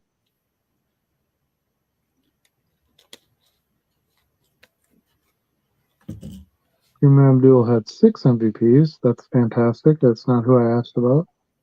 Oh, Tom already corrected himself in the next post. So yeah, Peyton had 5. I'm pretty sure Brady had 3. Yeah, 3 NFL MVPs. Okay. Oh, Wikipedia. That's where I should have gone. I didn't even think of that. I'm just Googling the damn thing. When you Google it, that's what Google pulls up is a summary of the Wikipedia anyway. So they're all merging. Well, it didn't, though. It was Sportscopedia or something like that. Well, that's just a made-up thing. And then there was an MSN. There's an MSN one, but they all mixed in like his Super Bowl MVPs. I'm like, I don't want those. Wait, there's a TomBrady.com. I'm sure. Dude is such a media mogul. Yeah. Yeah, I think he's got a lot more to offer down the road. I think he's taking his chill right now, and then he's going to start getting into doing more, marketing things and more with his TB12 brand. And I know there's some clothing things he wanted to do, and some more like healthy living stuff. And I know we'll see. Market doesn't equal talent, though. Exactly. That's a garbage. That's a garbage take, though. Rings are a team stat. I don't care. I'm just telling you what people spend money on. I really don't care if it matters or it doesn't. I don't really think Tom Brady's the best quarterback ever, but he won the most, and that's enough for them to sell and for it to be a easy long term play. Yeah. To buy his stuff. I agree with MD Sports though. It is what it is. That's what the market does, Yep. but it is really illogical if you are truly into sports and think about the way they work. It doesn't always make sense, and it's just kind of weird. So to that degree, people are spending more on Will Levis cards right now than Donovan McNabb cards. Yeah. Mm-hmm. So I mean, even in this I, conversation, it doesn't make sense. But you have customers. You have to go. You have to do what your customers are it's going to pay for. it's You no know, different than the stock market, right? right? Is IBM better than Microsoft? Oh, that's probably not a good example anymore. But you know, if you compare two businesses on the stock exchange, you and I, we don't know if one's truly better than the other. But when Mad Money's out there hyping one up and nobody's talking about the other one, we're gonna go with the one that's getting hyped up, right? Probably what you should probably Probably. do is go with the other one. Probably should, Right. but the masses probably won't. They'll go with, oh, I heard something on MSNBC the other day about this one. I'm going to invest in that one. Well, and that's where you have that's what we have to do to take advantage of that. Yeah. You and I talked about the Will Levis thing, and I'm like, yep, I'm pumping all my Will Levis stuff right now. I'm going to get them all sold. Mm-hmm. You have to have that stuff before that type of thing hits, and then when it hits, you have to sell it all. Right. Because you're not gonna. This is probably the peak of the Will Levis market, unless he, goes on to do bigger, better things. But the odds are not in that favor. You're playing percentages and numbers based on his historical events of other players and teams and so forth. I think the exception to that is if you think they're going to get MVPs and win Super Bowls. That's the time when you go, yep, I'm going to buy a ton of this stuff. And that's what I did with Mahomes. And, in 2018, I was like, this kid's going to win everything. And I hadn't watched football in quite a few years because I hated Aaron Rodgers. And just got busy with life doing other stuff. And I sat down and I kind of heard about the Mahomes kid. And so I didn't buy any of his stuff in his rookie year, nothing like that. But I heard about him, and I sat down and I watched him play, and I watched him doing Brett Favre type things, who is my favorite quarterback. I saw him doing shovel passes and throwing with his left hand and doing all this stuff, and I'm like, yep, that's a guy who's gonna do everything he can to win. Good coach, good tools around him. So then I bought in. So you have to go for it when you feel like it's the right thing. Right. I don't feel like Jalen Hurts is that right thing. I believe Brock Purdy can be. Now I didn't go in and buy a bunch of Purdy stuff because I think San Francisco can win enough champions. I can Did think you they can just win Super spit some Bowls. clickbait out there or something? You No, don't really believe that, do you? I think they can win Super Bowls. I think the team can. I don't think Correct. Brock Purdy's going to win MVPs and stuff like that. No, but if they win Super Bowls and he's the quarterback, that could be good enough. For a little bump, sure. So Are we going to be selling Brock Purdy cards in 20 years like Montana cards? No. I don't know. I think it is possible for Birdie to win. for Purdy to win a Super Bowl MVP.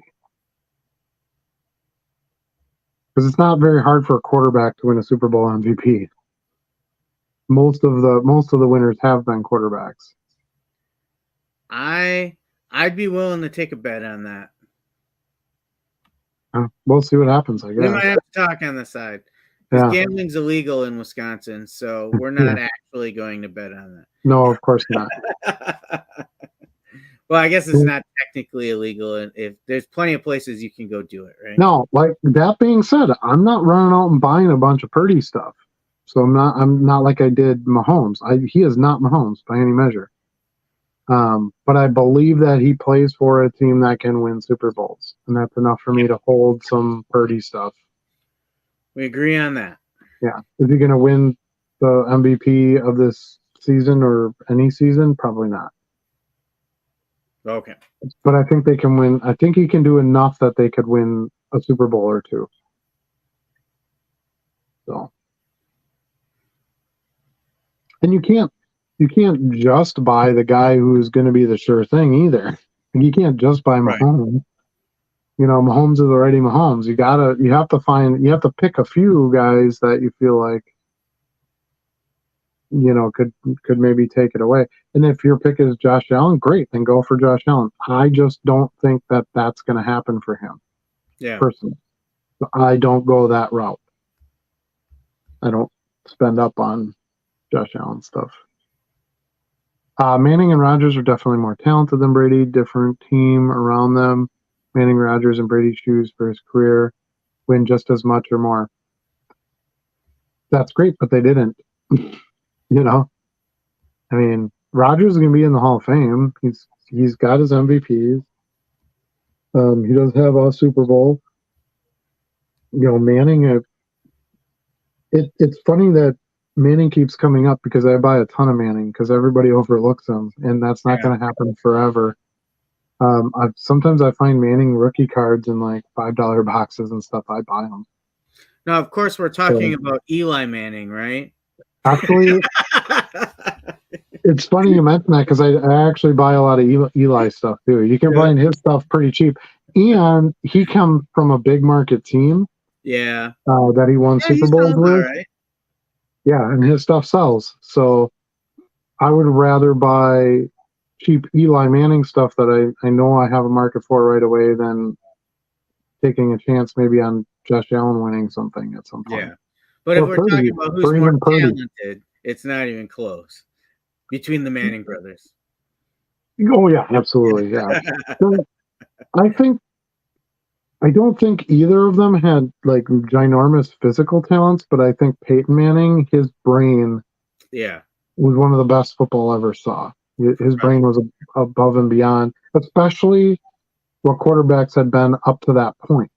Yeah. A lot of it was really based on physical talent, stuff like that. And he came in and he's like, well, I'm okay physically, but I can do a bunch of stuff in the mind games that get me, you know, through different things that happen. Omaha. And Peyton will actually tell you that the most talented athletic brother was the one who never made it because I forget what his issue was, but I think Cooper. Yeah, he had an injury. He had an injury or something, neck injury or something. Yeah. Yeah. Yeah. Well, now you got the kid coming up. Yeah, Arch. So Arch the third or Arch the second? I don't know because his dad, their dad is Arch. Yeah, quite a talented family there. But also with the Manning brothers, I like buying their stuff because they also have an awesome show that they commentate during games, and I think it's going to pick up some steam. I think more and more people are going to tune into it. Same reason I buy the same reason I buy Pat McAfee stuff. He's a punter, but I buy his cards when I see him because he has a market outside that. Charles Barkley, you know, to go on to the basketball side. Talk a lot about football, but there's a lot of I do this a lot with some of the other sports and stuff too. Alexi Lawless for soccer does a lot of the reporting stuff. Beckham was a sleeper for a while, but now everybody's buying Beckham stuff because of his documentary thing. David Beckham. He's still relevant. I really haven't heard anything about him in a while. Well, he's the coach of Inter Miami, who just won the championship. Okay, that's the team Messi plays for. Yeah, I know that. So Beckham's the coach of that. He's married to Posh Spice. So yeah, he's got a lot going on. I feel like 5-6 years ago, you would see him on the, not the news, but the different media shows every night. And then since then, like, I never hear anything about him. Well, I think that happens to any player who isn't as attractive in the media and is older and has kids, isn't out playing the sport anymore. I would, argue that's 99% of athletes, really. I don't always see Shaq all the time yet. But Shaq's a sports commentator. That's what I just said. That's what I just said. Charles Barkley and the Manning brothers and like those guys. I saw a ton of Terry Bradshaw stuff. Yeah, he hasn't played football for 50 years. But he's a personality. Everybody knows him. He's been on Fox NFL forever, and yeah, those are good players to buy. And he's won Super Bowls. I was talking about winning. McNabb was one of the winningest QBs in his era. Just because a guy doesn't win a Super Bowl doesn't mean he wasn't good. I never said that. What I said was, and that's why I used him as an example. He was a very winning quarterback, but he didn't win. He didn't win the big one. Didn't win the big one. So he's never going to get he's never going to be talked about as, this champion. And that's just how it is. I don't think did he ever win an MVP?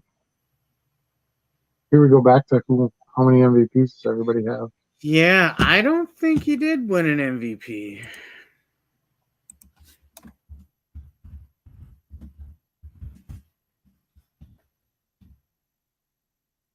He finished second in the MVP voting in his first full season.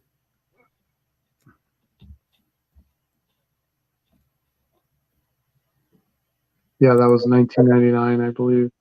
Did Brett Favre win it that year? Probably. Yeah. Yeah, I see nothing about an MVP for him. Okay. Interesting. So I like MD because he cuts to the chase. He says, is there only one current QB you buy right now? Genuinely curious. Mahomes and question mark. Can't be Allen. Isn't Hurts. I buy all of those guys, just not a lot of them. Right. And it's mainly just, inserts, space, parallels, stuff like that. I don't buy anything big. So the only big stuff I would buy would be Mahomes, really. Because he's going to be the champion until I feel like he's not the champion. Yeah, doesn't have the best shot at the championship, so we'll see. I buy a bit of Stafford. I've got some Jared Goff. I've been buying a lot of Jared Goff rookies this year. They're super cheap, and the Lions look like an amazing team. I feel like they could have a good run in the playoffs. The other thing with the Lions is they have a really die-hard fan base. Their fans buy cards. Even all those years in a row where they weren't winning any games, I was still selling Lions player cards. Saw a ton of Barry Sanders. So Stafford in a Lions uniform does very well, so yeah, there's tons of current quarterbacks that I buy. I just don't buy any of that big stuff unless I feel like they can win Super Bowls and MVPs. So hopefully that clarifies that a little bit. But he was actually helping his team win, not looking like Alex Smith out there. Oof. Yeah, I mean, definitely. I'm not to take anything away from Brady. There's no way you win that many Super Bowls if you didn't contribute at all. Yeah. But I think just in the terms of just pure natural physical talent, I don't think anybody puts Brady on the top of the list. Now, I actually think that helped his career because, like we talked about earlier, these very physical quarterbacks that do a lot of running, they don't play till they're 44 years old. Longevity of his career for sure. Helps his longevity. You had to give him tools. He needed to have wide receivers. He needed to have running backs. He needed to have linemen because he wasn't gonna, like, Josh Allen's a very physically talented quarterback, but if he's running for his life on every play, that doesn't last forever. It just doesn't work that way. Ultimately, there's an argument that the most important talent a quarterback can have is being on the field week in and week out. Being on the field, yeah, playing every play. And Even he had that. even when you think it's third down and it's really fourth down, it's still important to be there. Yeah, I think that was, I think in a way, his all his wins and his success, a lot of it has to do with he did exactly what he could do with what he was available to him, and that was taking advantage of coaching, taking less pay, going out and trying to get players he felt like could help his team, and staying in the pocket, throwing short passes when he had to throw short, just running for 2 yards if it was run for your life type. He didn't get hit a ton. He did a great job of really winning, but then playing for the longevity so he could win even more. And I think that's a highly underrated talent of his. Yeah. And I don't know that we'll see that from another quarterback. We'll see.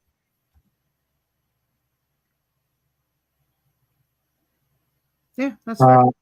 I think the top 7-8 QBs in the game would do just fine with your quarter and less business model. Yeah, and that's pretty much, I'd buy the top 7 or 8. I'd buy probably the top 10 quarterbacks at a quarter. If they're decent brands and definitely parallels, I would.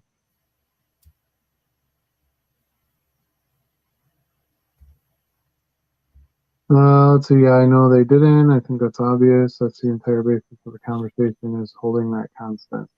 I think he's referring to them not winning a Super Bowl.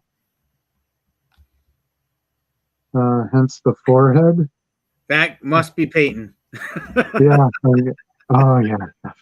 Yeah, I think we're getting behind. We might have to skip forward here a little bit. Let's see. Jordan Brown has joined us. Welcome, Jordan. Did I just make my screen smaller? No. Okay, never mind then. Let's see. Here's a Stuart question. Stuart, how many have you uploaded? I'm still at 1,422. I think he's asking you the question, but I think Stuart should answer him. Stuart is currently at 1,617 listings. That's pretty awesome. Yeah, we haven't talked about milestones in a while. This maybe kind of gets to our actual topics, which it's only been a couple hours now. Well, you know what we say? We talk about news, nonsense, and knowledge. We certainly got Right. lots of nonsense today. Yeah, the nonsense is definitely like if you had a pie chart, that would be like the biggest wedge of it. But anyway, I forgot what I was going to say. What were we talking about? Well, we just did a listings comparison to see where. The milestones. Yeah, We were going to talk about milestones we got coming up. So you're kind of creeping towards that 2K milestone. Yeah, mm-hmm. Which is a pretty good one. Mm-hmm. I don't have really a listings milestone right now. I'm at like 32,400, something like that. But I do have 9,391 feedback. So I'm getting a little closer to that 10K. It's crazy how much feedback I get a day. Compared to back in the day when I first started doing eBay businesses, and it was like 1 or 2 feedbacks a week, and now sometimes it's like 40 or 50 a day. It's crazy. Yeah, I do look at my feedback sometimes, and some of it is actually like a little entertaining with how far people go with feedback sometimes. Yeah. What was there was one I shared with you not too long ago. It's not on the first page. I wish I saw it real quick, but it was like yeah, like this is like 3 lines of feedback all just to say it was a good transaction. What an extremely awesome seller on eBay. packaged very professionally and the card that I was expecting. Highly recommend the seller. We'll keep up to date with the listing. Beyond awesome experience. I'm like, thank you, but that's a lot. I think I think there's a two-way street to that, and I don't want to necessarily speak for this particular buyer, but I think buyers want the feedback too. So I Yeah. think they feel like, well, I'll give him this glaring feedback, and he'll be like, yeah, paid right away, excellent, you know. So speaking of feedback, I have a transaction that I'm a little bit nervous about, and I Yep. didn't tell you about this, but about a week ago, I sold a little bit bigger graded PSA card. It was like $225 or something. But it sold for more than what the market is currently selling it at. And the buyer that bought it is a newer to eBay buyer. He was been there, I think it's like 2 months. Okay. Um, and it's only his second transaction. Now, that card had to go to authentication. So I'm like, okay, well, eBay's going to look at this card before it even goes to this person. Hopefully that'll buy me enough time to, because I've already had it where it's like a fraud account bought something. eBay will contact me and be like, don't ship this thing. We're checking it out or whatever. Okay. And I've heard nothing on this. Hmm. So I'm assuming it's legit. Now it just cleared today. It just cleared, Authentication. authentication, and it's going to be forwarded. And I should have seller protection anyway. So even if this person tries to charge back or whatever, I'm worried more like about the return or something like that. When they realize they can't get away with it for free, they could still return it. Yeah. And whatever, I'll take the return. It's my $4. I charge them shipping, so I really don't have any money lost in it. I charge $5 shipping or whatever, which is one of the reasons why I do it with PSA cards. So basically, if it came back to me, it would cost me the return shipping, which is probably $4 or whatever. You know, and then once I would get it, I would have to refund, assuming they would send me the actual card back, and you know, so it'd be kind of interesting to see how this one finalizes. Hmm. You know, if it goes through and I actually get to keep the money or not, I don't know. So I'll update everybody when I find out, but it just made me think of that today when I got it cleared authentication. I'm like, well, let's see how long it takes. Is this guy going to file a chargeback right away? Now he knows it's being shipped to him. Yeah. Is he gonna prepare a return right away? You know, I don't know. We'll see. But I haven't heard anything else from it. I just got an email this morning that it cleared authentication. So Okay. now that being said, I sold that card for $225, but I paid $28 for it. Yeah. So to me, to get that big of a price where it shouldn't even have sold for that much, I was like, meh, it's kind of worth taking the chance. For sure. So that's why, you know, that's how I looked at it. But yeah, it's kind of like, oh god, this guy's got one feedback and his account's a month old. I'm like, but it should have been vetted. It should have been vetted by that point. Because generally, the only time you'll get the fraud is like when they just literally open the account like an hour earlier.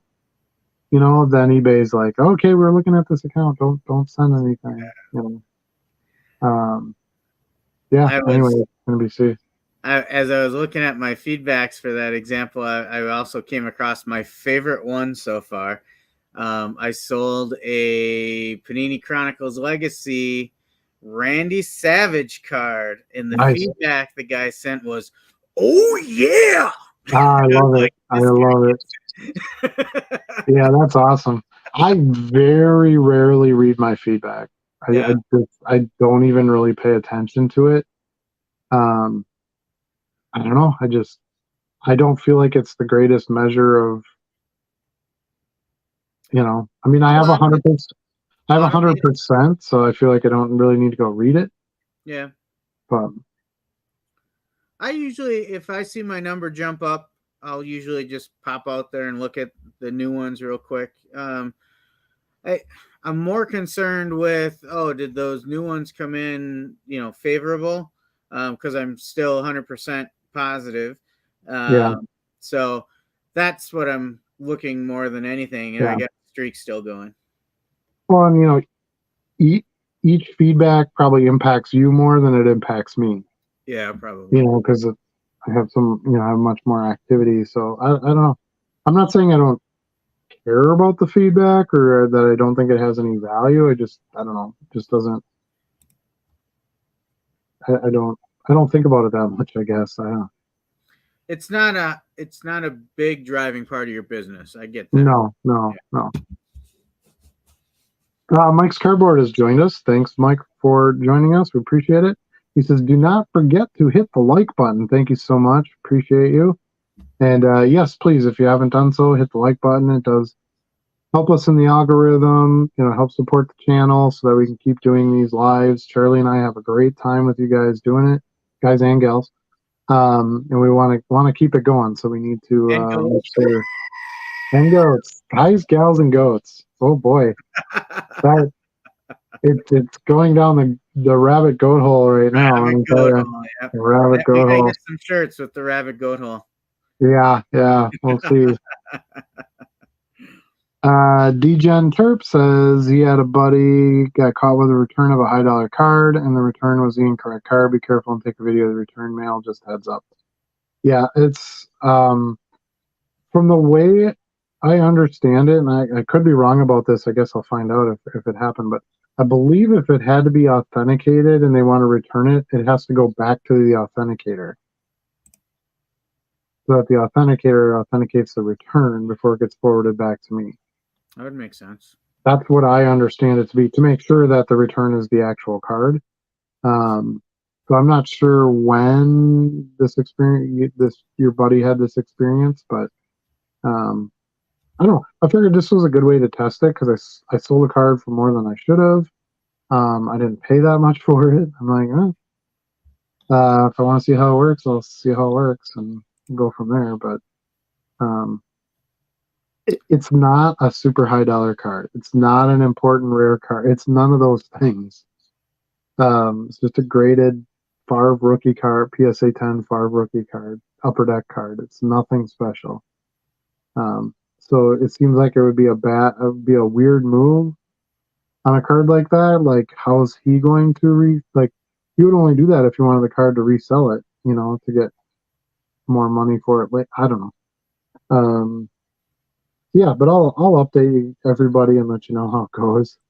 Maybe I'll make a video about it. We'll see. Once I know the final result, if I feel it's warranted to warn others or to say, hey, this is okay, this does happen, and you can get new buyers can be good buyers.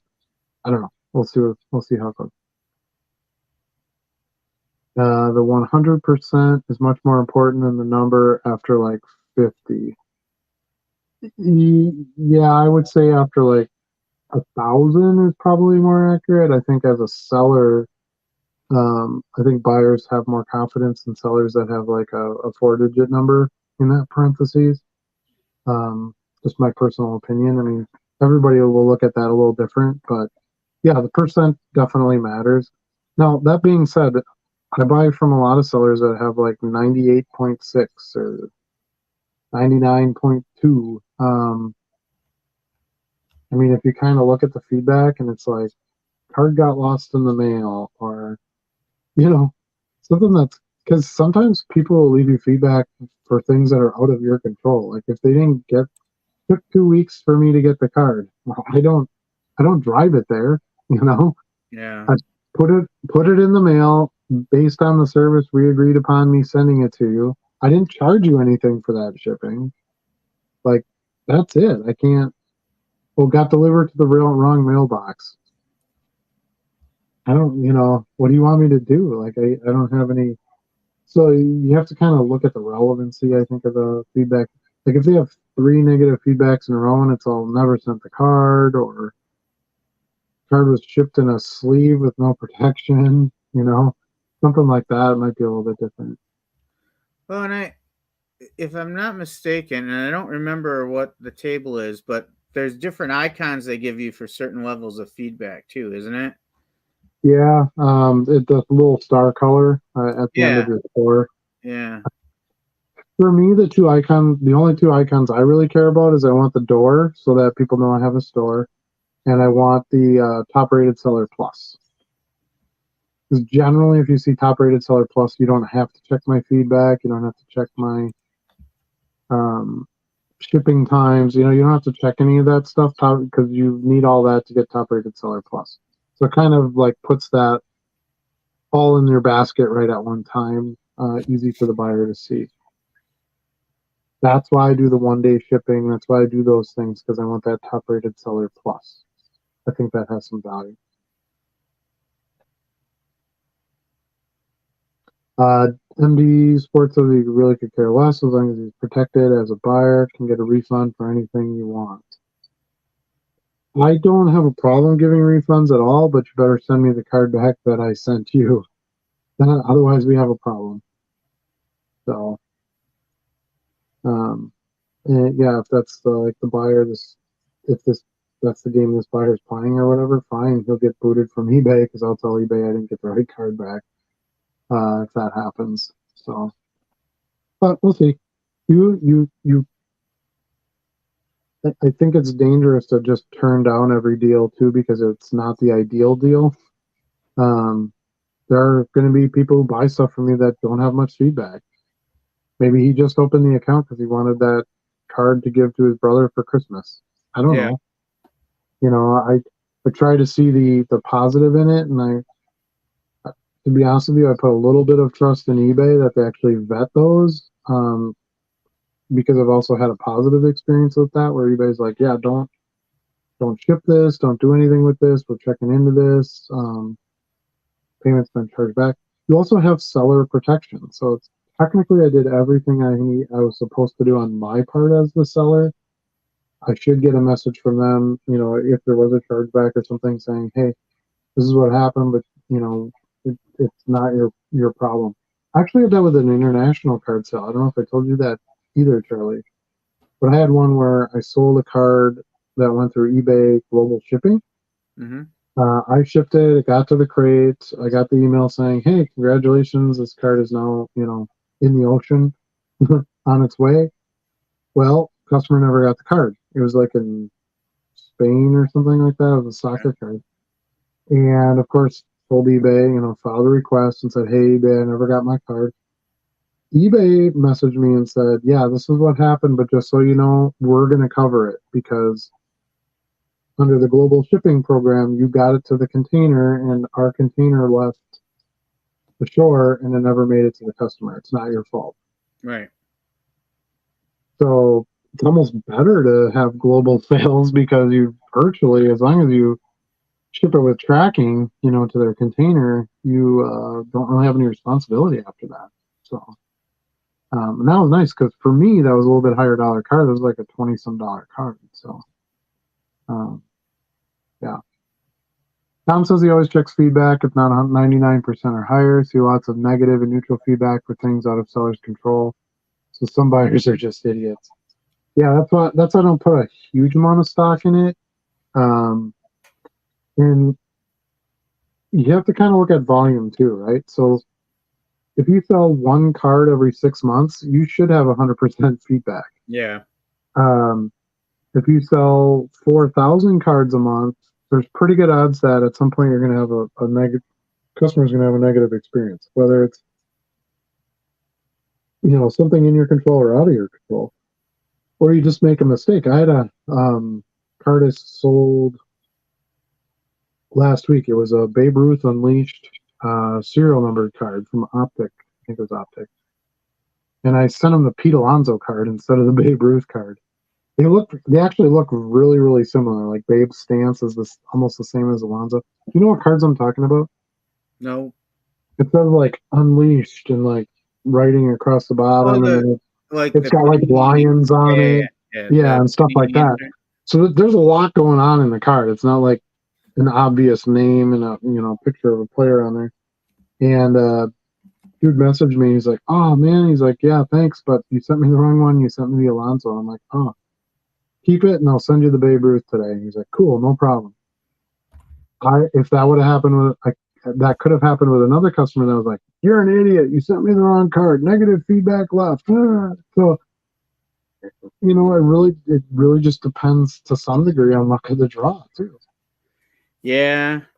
Now he gave me a chance to correct the error, and I'm not going to make him send the Alonso back, so he's going to get a Pete Alonso card for free.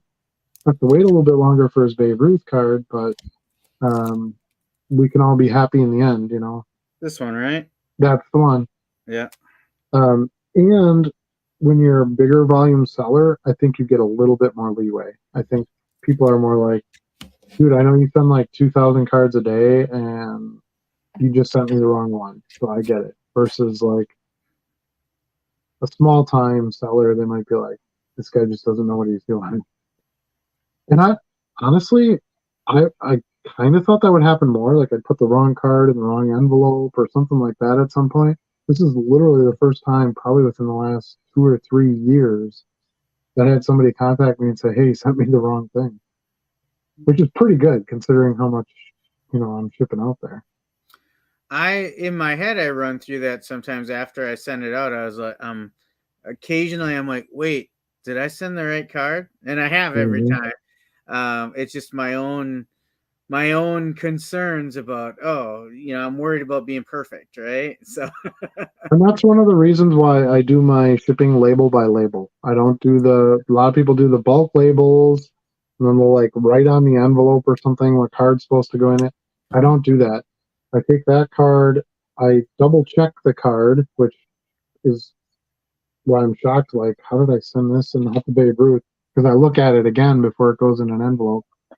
I think it was on a Monday though, which I have like 12 hours of shipping to do on a Monday, so that's could be a reason why it would be easier to make that error. But anyway, but I go in and I print that one label. I'll make sure I look up that buyer to make sure they don't have any other orders, so that I make sure I combine everything. I hate paying extra shipping. It's such a waste. So I want to make sure, like, okay, if they bought this card on Friday and they bought this card on Sunday and they didn't ship either of them yet, they're going together. So that's one of the main reasons I do it. I know that way I won't screw it up. So, but in this case, I literally just picked the wrong card out of the drawer, and then I literally double checked it, and it still didn't catch that it was a different player, and I shipped it. But you could see on that card how that design of that card does make it a little bit more challenging. what I also worry about sometimes, because this happens more frequently when I'm looking to pull a card I sold, and I'm like, where the hell is this card? I mean, I have everything organized alphabetically and by sport with my listings right now. I'm like, where is this card? And then a few times now I've found that when I'm flipping through them, it's sticking to the back of another card. Yeah, I've done that Then too. I think sometimes, do I send extra cards to people sometimes because they're Sure. together?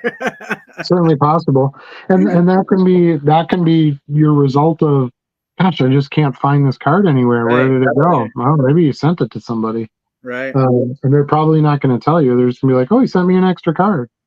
Yeah. They won't even necessarily know. So yeah, it's just par for the course. When you're dealing volume, you're gonna, does Walmart ever have a customer service issue with an order?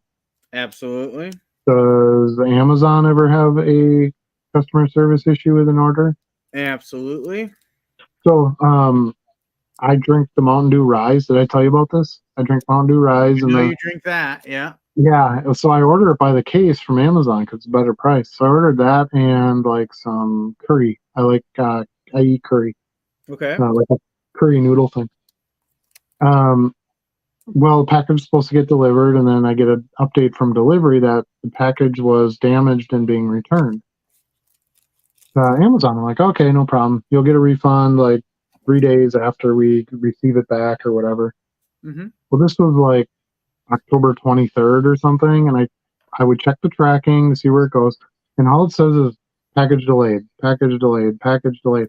So I waited like 7 days, and I had to call Amazon, right? And you're like, this is never going to work. Yeah. Well, I called Amazon. It didn't even ring, and someone picked it up, a live person, and said, "Hey, we're so sorry. We're so sorry for your issue. Is it on this order?" Because I was in that order when I hit the contact us button. Yeah. So they even knew what order I was talking about because I order a lot of stuff on Amazon. Um, and she's like, "Oh, we're so sorry that happened to you." She's like, "Yeah, I can see that it got returned because the package was damaged." And I said, "Yeah, well, here's the problem. You guys won't refund me until you get it back." But I'm like, "But now you're not getting it back. Now it's lost and whatever." My guess is like the cans exploded or something. So when the Amazon shipping center got it back as a return, they're like, "We're just gonna throw this in the garbage because it's all wet and can't read the labels." Who knows? I don't know. Right. I'm speculating, okay? But because it was, a 12 can case of liquid, that's my guess of. And a lot of times when they get delivered, I get some weird shaped cans, so I can tell they've been kicked on the curb a bit. Yeah. But anyways, and she's like, "Oh yeah, I can see right here, it hasn't gone anywhere." She's like, "I'll just calculate." She's like, "Let me just check with the manager real quick, make sure I can do the refund. I'll give you the refund." And boom, the next day I had my money. And I was like, "Damn, that's pretty solid for Yeah. somebody like Amazon." So my point is, they understand too that even as big as they are, there's going to be stuff that doesn't go according to plan, and they have to count on other, businesses and services too completing the transaction. They're not the ones who send it out delivery. It was UPS, but they're the ones ultimately that's going to be responsible for my package. Yeah. So yeah, it's pretty interesting to see the difference in customer service. Then you take the flip side of that and try to call Spectrum, Oh, which is our cable service here, and that is by far the worst customer service place on the planet, other than maybe Panini. But I'm getting rid of Spectrum in like 2 weeks, so I can't wait. Anyway, Tom says he's got 439 active for progress, 500 by next week. What do you I don't know think, what to Charlie? do. Is that good enough, or do we need to goat shame him a little bit? I think that's a good target for next week. So Okay. we'll Well, we want to get the goat in on this anyway, so then let's do a goat cheer. a goat cheer. A goat cheer. Oh Yeah. my What do you god. think? Should we do that? I I think Stu only knows one cheer. What is that? That's the goat cheer. Recognized. Jordan says he did his first international as well, and his postage was short. Couple bucks. Other than that, easy peasy. That's weird. I wonder why it was. Oh, what you charged for postage was short. I'm assuming you're meaning. Yeah, international postage is kind of insane. You shouldn't have had to buy international postage anyway. You should have just been U.S. postage because you ship it to the container site, and then eBay floats the container there from there to its destination. My honey hole auction guy literally forgot a card in my 30 plus item orders, like 4 orders in a row. But because he knows I'm cool about it, he'll hook me up, or I'll tell him to just throw it in my next order. Yeah, I think that's the best way to approach it, because how receptive is a seller going to be when you come back screaming at them? They're going to be like, "Well, I'm not going to send him anything. I'm going to block this buyer so he doesn't buy from me again," which obviously you like. He's your honey hole, so you want to keep buying from him. I think that being nice is generally the better approach Yeah. uh, anytime in customer service. Now, if you don't get what you need from him, if he's like, "No, screw you, I'm keeping my 4 cards," well, that's different. Then you got to start doing something. But if you're nice and he's being nice back and trying to make right by it, so be it. People make mistakes. Thankfully, I keep track of all my purchases and sales in Excel with shipping dates and all into post possession, maybe, so I can check it in. Actually realized just got the wrong card 3 months later from the seller and he's still refunded. I keep track of my purchases for sure. I use basically the eBay tracking for my sales stuff. So, but yeah, I get what you're saying. Um, I have a package tracking app that I use, and what I like about it is I can track all the different delivery services. So if I have a package coming from this place and it's coming DHL, I can put my tracking number in there and choose DHL. I have a package from FedEx. I can put that in there, choose FedEx, and it tracks all of them for all the different delivery services in one place, and I really like that. So just a tip if you're looking for ways to keep track of shipping. But you don't make phone calls, yeah. That's true. I don't like the phone. That's why I run an online business and I don't ever talk on the phone. I talk to a lot of people all day long, just not on the phone. So that's generally how it goes. Do one for Stu. That was our cheer. I think that was what I Yeah. think that's what it was. Yeah, we did our cheer. We're caught up in the chat. That's insane. We are, and we're 220 in. 220 in. We got 16 viewers right now, though. We're going strong. Yeah. You getting pooped? Do we need to end this thing, or should we keep going? Well, I wonder. I'm gonna let you call it. It's for some folks. It's after 11 already.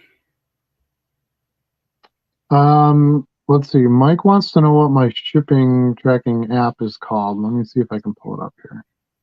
Can you see this on the screen? Yeah. You can see me scrolling through my stuff. Oh, can't see you scrolling. You can see you bouncing around though. Ah, gotcha. Well, I'm using my phone to film, so I'm trying to see how I can find the app. Because I don't remember the exact name of it.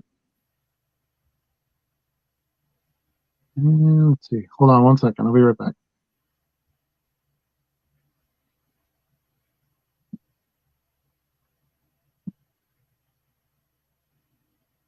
Okay. It's called Deliveries. So, and it looks like a little brown box is what the app looks like. I have Android, so obviously I just get it in the Play Store. I don't know anything about Apple, but I'm sure Apple has the app too. But you download that, and then you literally just put in. You can title what it is. So like Amazon order, or like today I got that big Empire Strikes Back Star Wars card order. I just had 1,500 ESB cards. I titled it that. And then underneath, you put the tracking number in. And then underneath that, you choose what service that tracking number goes with. And it's basically just a drop down. And they have like 1,500 delivery companies in there. So usually I just just to make it quicker, I'll just start typing in. So like, it's coming postal service, I'll just type US, and then USPS like pops right to the top. And I just click on that one.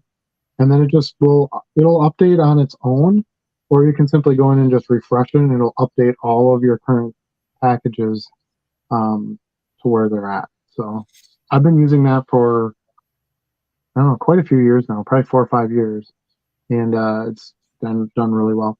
Sometimes, I think it's FedEx. Sometimes the FedEx tracking numbers don't update in there, so that's kind of the one exception. Once in a while, I don't get a lot of FedEx stuff, but sometimes I've had packages where I have to go to the FedEx site to actually track it. So, but if you go to FedEx and you sign up for delivery notifications, they'll update you like where it is and stuff. I mean, Amazon pretty much does that too. Like, hey, your package is 10 stops away. Yeah, I was gonna say, I guess I haven't really had much of a need to go out there and spend a lot of time on tracking apps, because I just, for the packages, the volume of packages I order, usually with your insurance, not insurance, your receipt email confirmation of your order, there's a tracking link for pretty much anybody these days, and I just click on that. I just like it because it's all in one place. So I can just simply hit refresh, and it tells me like how many days I should expect till I get delivery, which I like that. And I mainly use it for the postal service ones because they're not good about notifying you where anything is. Here's a secret though about transportation with anybody but a full truckload carrier. All those transit day numbers are just guidelines. I know that, but it's still nice to be like, okay, I bought something for my sister the other day, right? Because she doesn't use eBay, so I'm like, yeah, no problem, I'll buy. You can just Venmo me or PayPal me or whatever. So I did that, and then she was like, oh, do you know about when you'll get it? So it was nice to just I could just update it, and I said, yeah, it says like 3 days, it should be here. Yeah. It's actually fairly accurate unless it hits some kind of delay. So up to like this time of year, it's not too bad. Winter can get a little nuts Right. because you start getting more delays with trucks and stuff like that. Yeah. But Aftership is another one. Okay, yeah, I haven't tried that one, but um, that's kind of nice. And he says that one can pull automatically from your emails, so that might be nice. That does that ever put stuff in there you don't want to track though? Like I don't know. There might be stuff in my emails that has a tracking number that I don't give a crap about. What are you getting that you don't want tracked, Adam? No, well, sometimes it's stuff I order that's not for me, and then I don't like care to track it. Oh, Like if okay. it's, you know what I mean? Yeah. I'm more concerned with like, okay, I bought a lot of these cards on eBay. I need to know when they're coming in because I want to plan when I'm going to list. Want to make sure I get inventory I bought, stuff like that. So that's like the number one primary reason I use it. But That's a good point. I think I told you one time there was a Kyle Schwarber rookie card that I ordered once. I don't believe I ever got it, and I never checked on it. So I didn't realize I never got it till like 3-4 months ago. I was like, hey, I'm pretty sure I bought a Schwarber rookie card when he was a catcher. And sure enough, I checked my orders. I did, and I never got it. But by then, it's so far down the road. There's nothing you can do about it, really. Yeah, and I don't buy online to the volume that I used to, but there were times where I would have like 20 some orders in there. Yeah. So for me, one single tracking app was great because like you, I wanted to actually make sure I got stuff. Yeah. Because before shows really took off, that was how I bought all my inventory. I would just buy lots and stuff, and it was a good way to grow, and it was easy. I could do it. I had a regular office job. I could do it from anywhere. Yeah, it was so it came in really handy that way. How's the bourbon going down, Stu?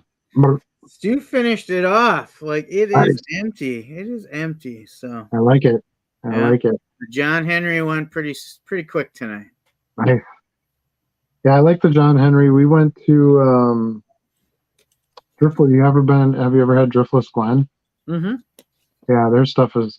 Yeah, there's a if you ever go to their distillery, they have a Massachusetts mash that they only sell there.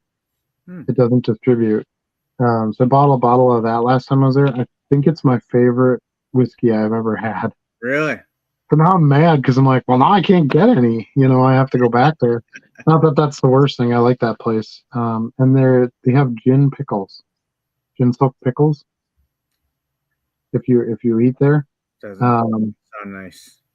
Oh my god, they're amazing. They're absolutely amazing. I don't like gin, and I'm not huge on pickles. Oh yeah, put the two together, and maybe it'll change your mind. Yeah, maybe. I mean, it's not cereal with milk.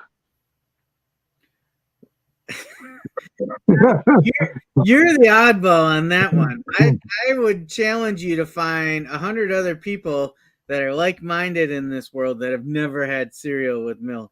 I know it's super weird, right? Yeah, that's why I love telling that to people, especially at the age I'm at now. When I tell people that, they're like, "You've never?" I'm like, "No, literally never." It has no appeal to me at all. You're probably better off for it, though.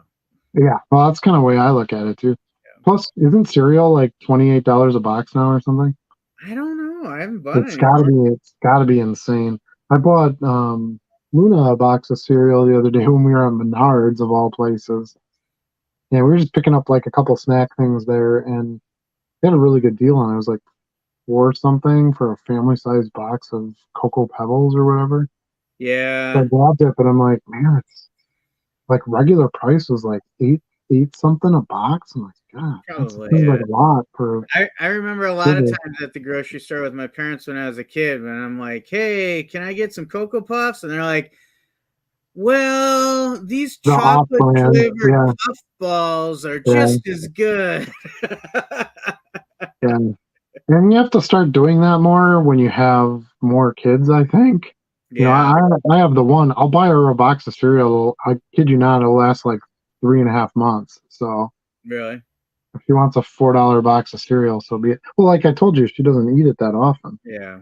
It's, every few days she's like, oh, I have cereal today. So when I was a kid, everybody ate cereal all the freaking time. They ate it for Right. lunch. They'd have it for a snack. Like, I don't know. I don't think that's a thing anymore. I Do I? remember having it for dinner even at Yeah. times. Yeah. And like I told you earlier, I'm like, the cereal muggle market's struggling. Kids like don't eat it. They don't have the Saturday morning cartoons and the things that went with it. Really, because I remember when I was a kid, it was like, oh, you're hungry in the morning, you make yourself a bowl of cereal. That was the Yeah. thing. And Yeah. now it's like, you're right. It's like we make eggs and toast and bacon for our kids. Like Right. they don't. They're like cereal. Why do I eat that? That's for degenerates and Yeah. poor people or something. I don't know. I Yeah. don't know. Yeah. So anyway, uh, hey, look, Mike's Cardboard runs into the same dilemma you do. He has a hard time finding good eBay card lots. Any tips? Uh, just keep searching. Yeah. Basically, it's just a lot of time on there looking, uh, trying to widen your search. So maybe you trip upon a lot that you didn't think you wanted, but comes up. Also, look at I like a lot of bad listings. So where somebody like this vintage card lot that I've got coming. They only showed a picture of a few of the cards, but the cards are pretty good. And the company that's selling it, it's like an estate company. So I'm like, I know that they're just putting these out there to sell them and get rid of them. They don't really know all the cards that are in it. It says unsearched and all that. I'm pretty sure they're not going to put their business name at stake for a couple of dollars of cards. Um, they had a fair asking price. I sent them about half of that as my offer, and they bid on it. They were all top loaded, so to me that had a Deal. 10-cent value per card right there. So like, yeah, you have to kind of find a few little fringe things to be of benefit when you're buying and you're paying shipping for online stuff.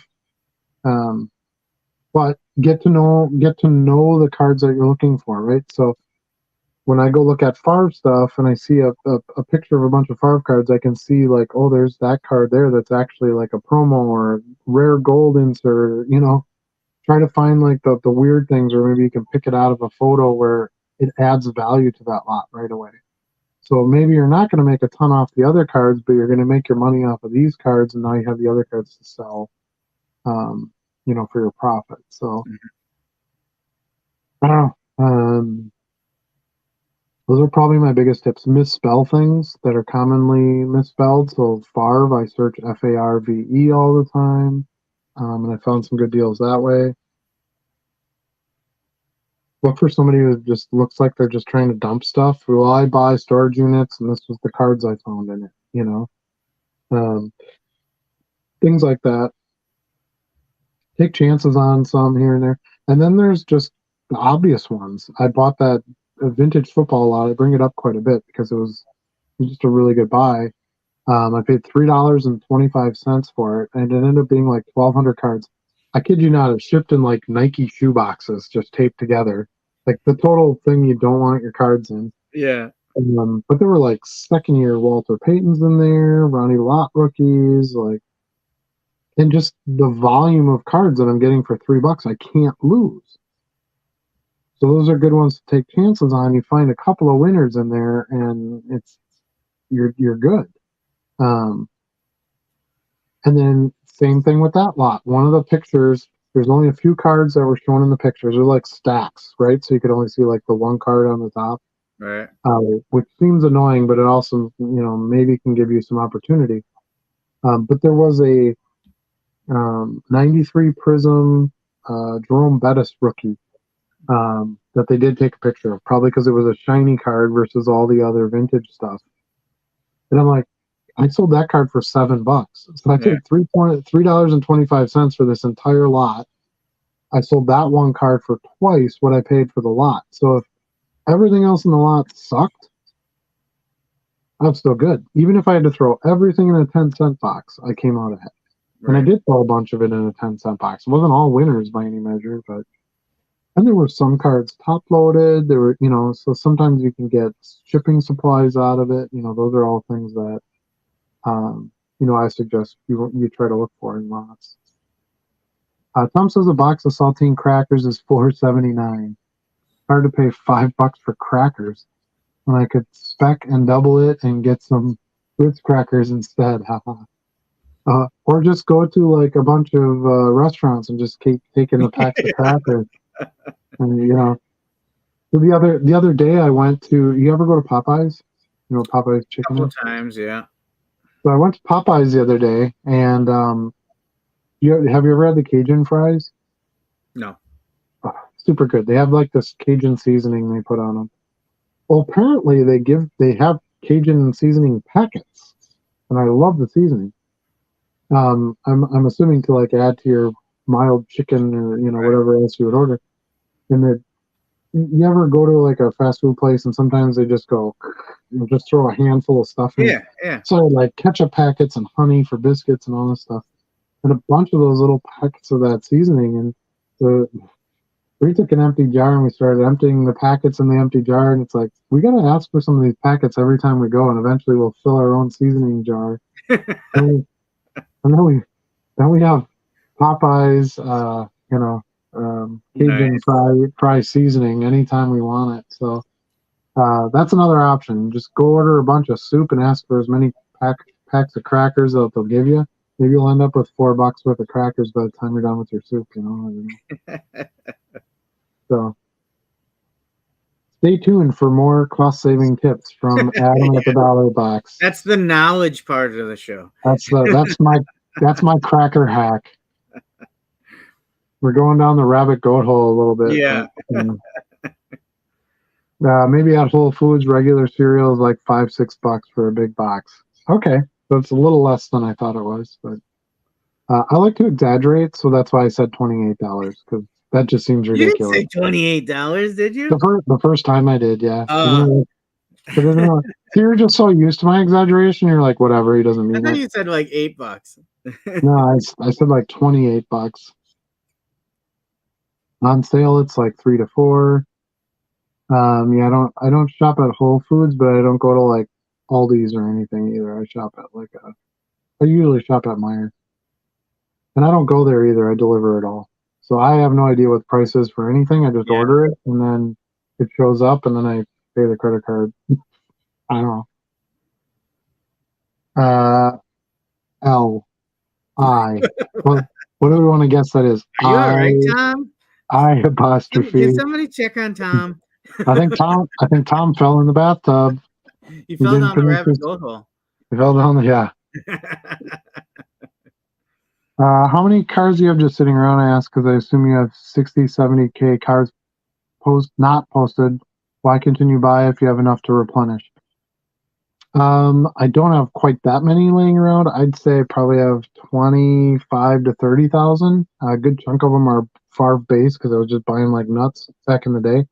I would buy whatever lots I could that had cards in it that I needed. But yeah, and why buy if you have more to replenish? That's a good question. The reason is because sometimes the stuff that I have is not the things that are the best selling right now. And if I can get especially a good deal on something that I know I can sell right away, um, you want your quick ins and your quick outs as much as you can. If I can buy something for $1 today and sell it for $2 tomorrow, I'm still going to do that even if I have inventory sitting here. Because a lot of the stuff that hasn't been listed yet is not top shelf. So, Right. so that's part of it.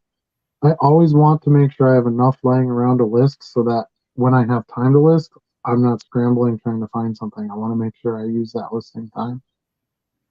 Yeah, some of it is like stacks of this stuff that does sell, like the baseball clear stickers, team stickers.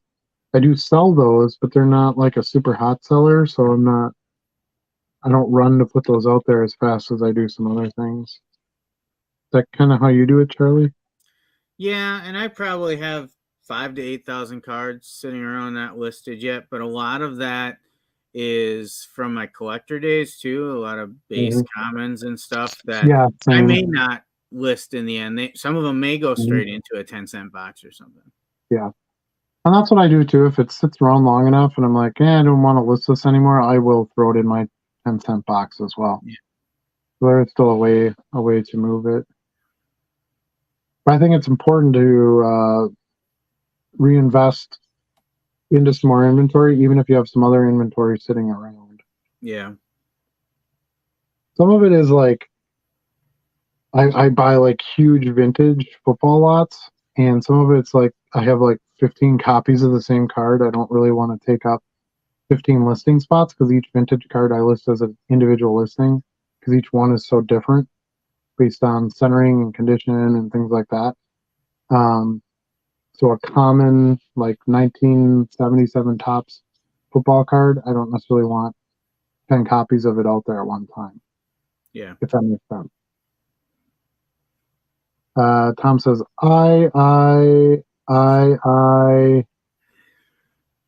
whichever, LOL. Ice cream. You know who else says, I think we know. I think this guy. MD shops at Walmart. Nowhere else is even needed. Oh, I hate Walmart. Best prices on anything you want. Nobody else can compete. Aldi is great though. Not a poor people store like everyone thinks. No, I actually went into Aldi for the first time in like ever. About a month ago, and we actually bought a bunch of stuff. They had some good deals and some good stuff. But it's hit or miss. Like they don't always have the same things, and it's not a full grocery really. I forgot to tell you earlier when we were chatting. I had some errands to run this afternoon after work, and it took me next to our Walmart in De Pere. So of course I took a walk down by the cards. It was wiped out. There were about 3 brand options and maybe 3 to 5 boxes of those left. Yeah, I've never seen it so wiped out before. Well, yeah. recently anyway. And I think, and that happens at pretty much all the stores. And I think a big part of that is just bulk buyers. People have 2 fridges and a stand-up freezer and like all this stuff, and they just don't want to go to the store all the time. And we got kind of used to that with COVID and all that too, I'm sure. But if I can buy 3 bags of chicken nuggets that my kids eat at once, I'm going to do that and just throw the other 2 aside so that I always have them. And I'm not going to. I remember, I don't know if it was the same when you were a kid, but I remember when I was a kid, we went to the grocery store like once a week. It was annoying. Yeah. Mm-hmm. It was an hour trip down all those stupid aisles, huge waste of time. I hated it. Now it's like, there's no way I'd go to the store every week to buy toilet paper. That sounds, insane. But I mean, some people probably do it, but for me, it just doesn't work. We get most of ours delivered, and most of it comes from Aldi's. That's like the staple shopping, and then a couple other little things to supplement it. Yeah, we do like pretty much our regular grocery at Meijer, and then our bulk stuff we just do from Costco, and they deliver out to us. So yeah, pretty much all delivery. I don't really. I work from home. Why would I leave home to drive to the grocery store just to come back home when I could just have somebody bring it here? So. Well, you need to go out and get some sun sometimes, Adam. Yeah, but I don't need to go. I don't need to go that far, and I don't need to spend an hour going up and down shopping aisles. I don't know. That's how I look at it.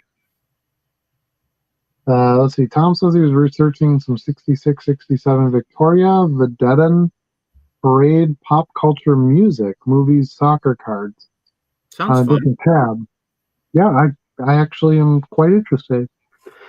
I'm also getting tired. I got up early this morning. So was actually on accident, but enjoyed the bathtub fall reference to the life alert lady. Yeah, good. I'm glad that's what the reference was. Interesting. I might have to look some of that up. 66, 67 Victoria, Vedette, parade, pop culture, music, movies, and soccer cards. I don't know that I would even know many of the soccer players from the mid '60s, so it might be a fun thing to take a shot at. Good show tonight. I'm off to to bed. Night falls. Good night, Bill. Thanks for joining us. Yeah, I think we're about ready to. I think everybody's sort of getting to that point. Why do you hate Walmart? Oh man, I could list a bunch of stuff, but I don't like how the store is laid out. It's a little better now that it's not 24 hours, but when it was 24 hours, there's always like pallets full of crap everywhere, and nothing ever got picked up and put back. Um, it gets crowded in there. I don't know. I just don't like the store for the most part. So. No, I do buy my envelopes at Walmart because they do have the best price. So I go to Walmart for a couple of things, but um, I don't want to grocery shop there. No, I do get them delivered, so I guess it shouldn't really matter. But Meijer has pretty comparable prices. Their perk stuff is pretty good. They have coupons. So I can get pretty close to the Walmart and just prefer to get my stuff from there. And I think Walmart delivery you have to pay for, right? I don't know. It's like Walmart Plus or something you gotta have.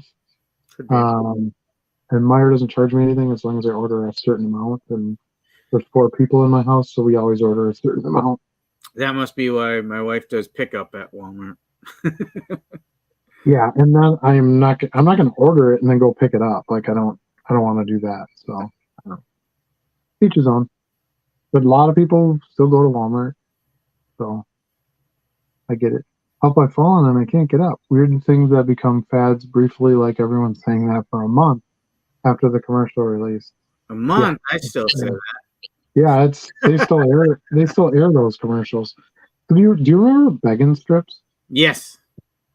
So ironically enough, I was watching Christmas commercials the other day. I think I told you about this. You did, yeah. And I was like, "Hey, Luna, commercials used to be cool. Check this out." And she loves the begging strips commercial. Well, I was watching something on Prime today. Something where like you still have ads even though it's a streaming service. Mm-hmm. Like one of those, like they play the 1-minute ad and then it goes back to your show. Yeah. There's a brand new begging strips commercial. I was laughing. I'm like, really? Yeah, and it's like pizza flavored or something. So yeah. He's like, it's bacon and pizza is what the dog says. And heck, I still say, where's the beef? Yeah. Yeah, exactly. I like my money. That's why I shop there. Walmart doesn't always have the best prices either, just so you know. If you do look at everything. I don't like their deli quality for like deli meats and stuff. And I buy that, so I don't know. We really just talk about anything on this show sometimes. Yeah, I don't know. I just talked about grocery delivery and got into a Walmart debate. Yeah. Anyway. Okay. Good night, Bill. Yep, Bill. We said good night to Bill. Cool beans. Yeah. When I was just playing the time, I think that's probably gonna just about do it for us tonight.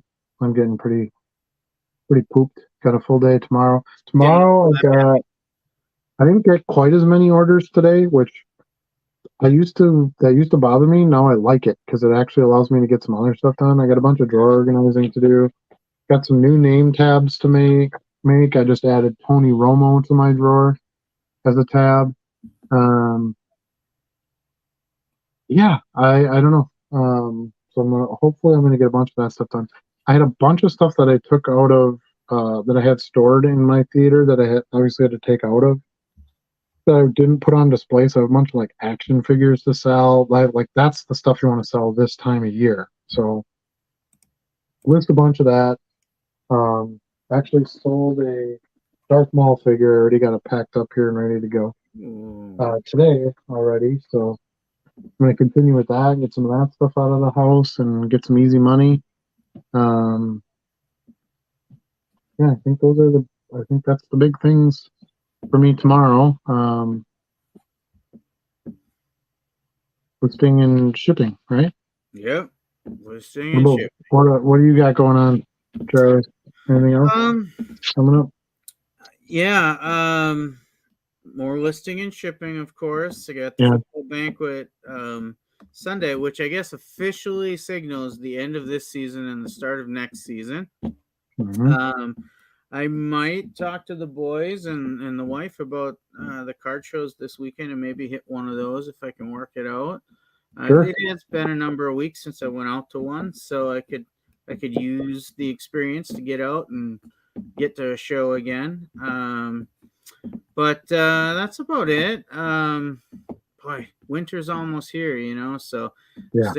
things around the house to get ready for winter. So Yeah, that's what we're doing too. I just got my chimney cleaned. I've got just signed the contract for our plow service. Like there's just a bunch of that kind of stuff going on. We took down all the Halloween decorations. I got like some bulk items I got to get rid of, so I got to run to the dump and drop those off. I'm fun. putting down like more of a pad where my trailer is. Because right now it kind of sits in the grass and that doesn't do too well over winter. It sort of flattens the tires and um, so I have the stuff for that. And while the ground is still relatively soft, we want to get that put in. Um, yeah, just a lot going on. So it's good. Good. We both got some full weeks, but we'll be back here next week at 8 Central Standard Time. So be sure to continue to join us. Mike posted in here for a show. He'll be back for sure. Glad we didn't bore you to death with our movie projector talk and our Talking down our rabbit goat holes. grocery delivery and our rabbit goat holes. We appreciate you joining us and participating in the chat. And hopefully you'll be back. We would love that. So that's it for tonight. Thanks everybody so much for joining us, and we'll see you again soon. Peace out.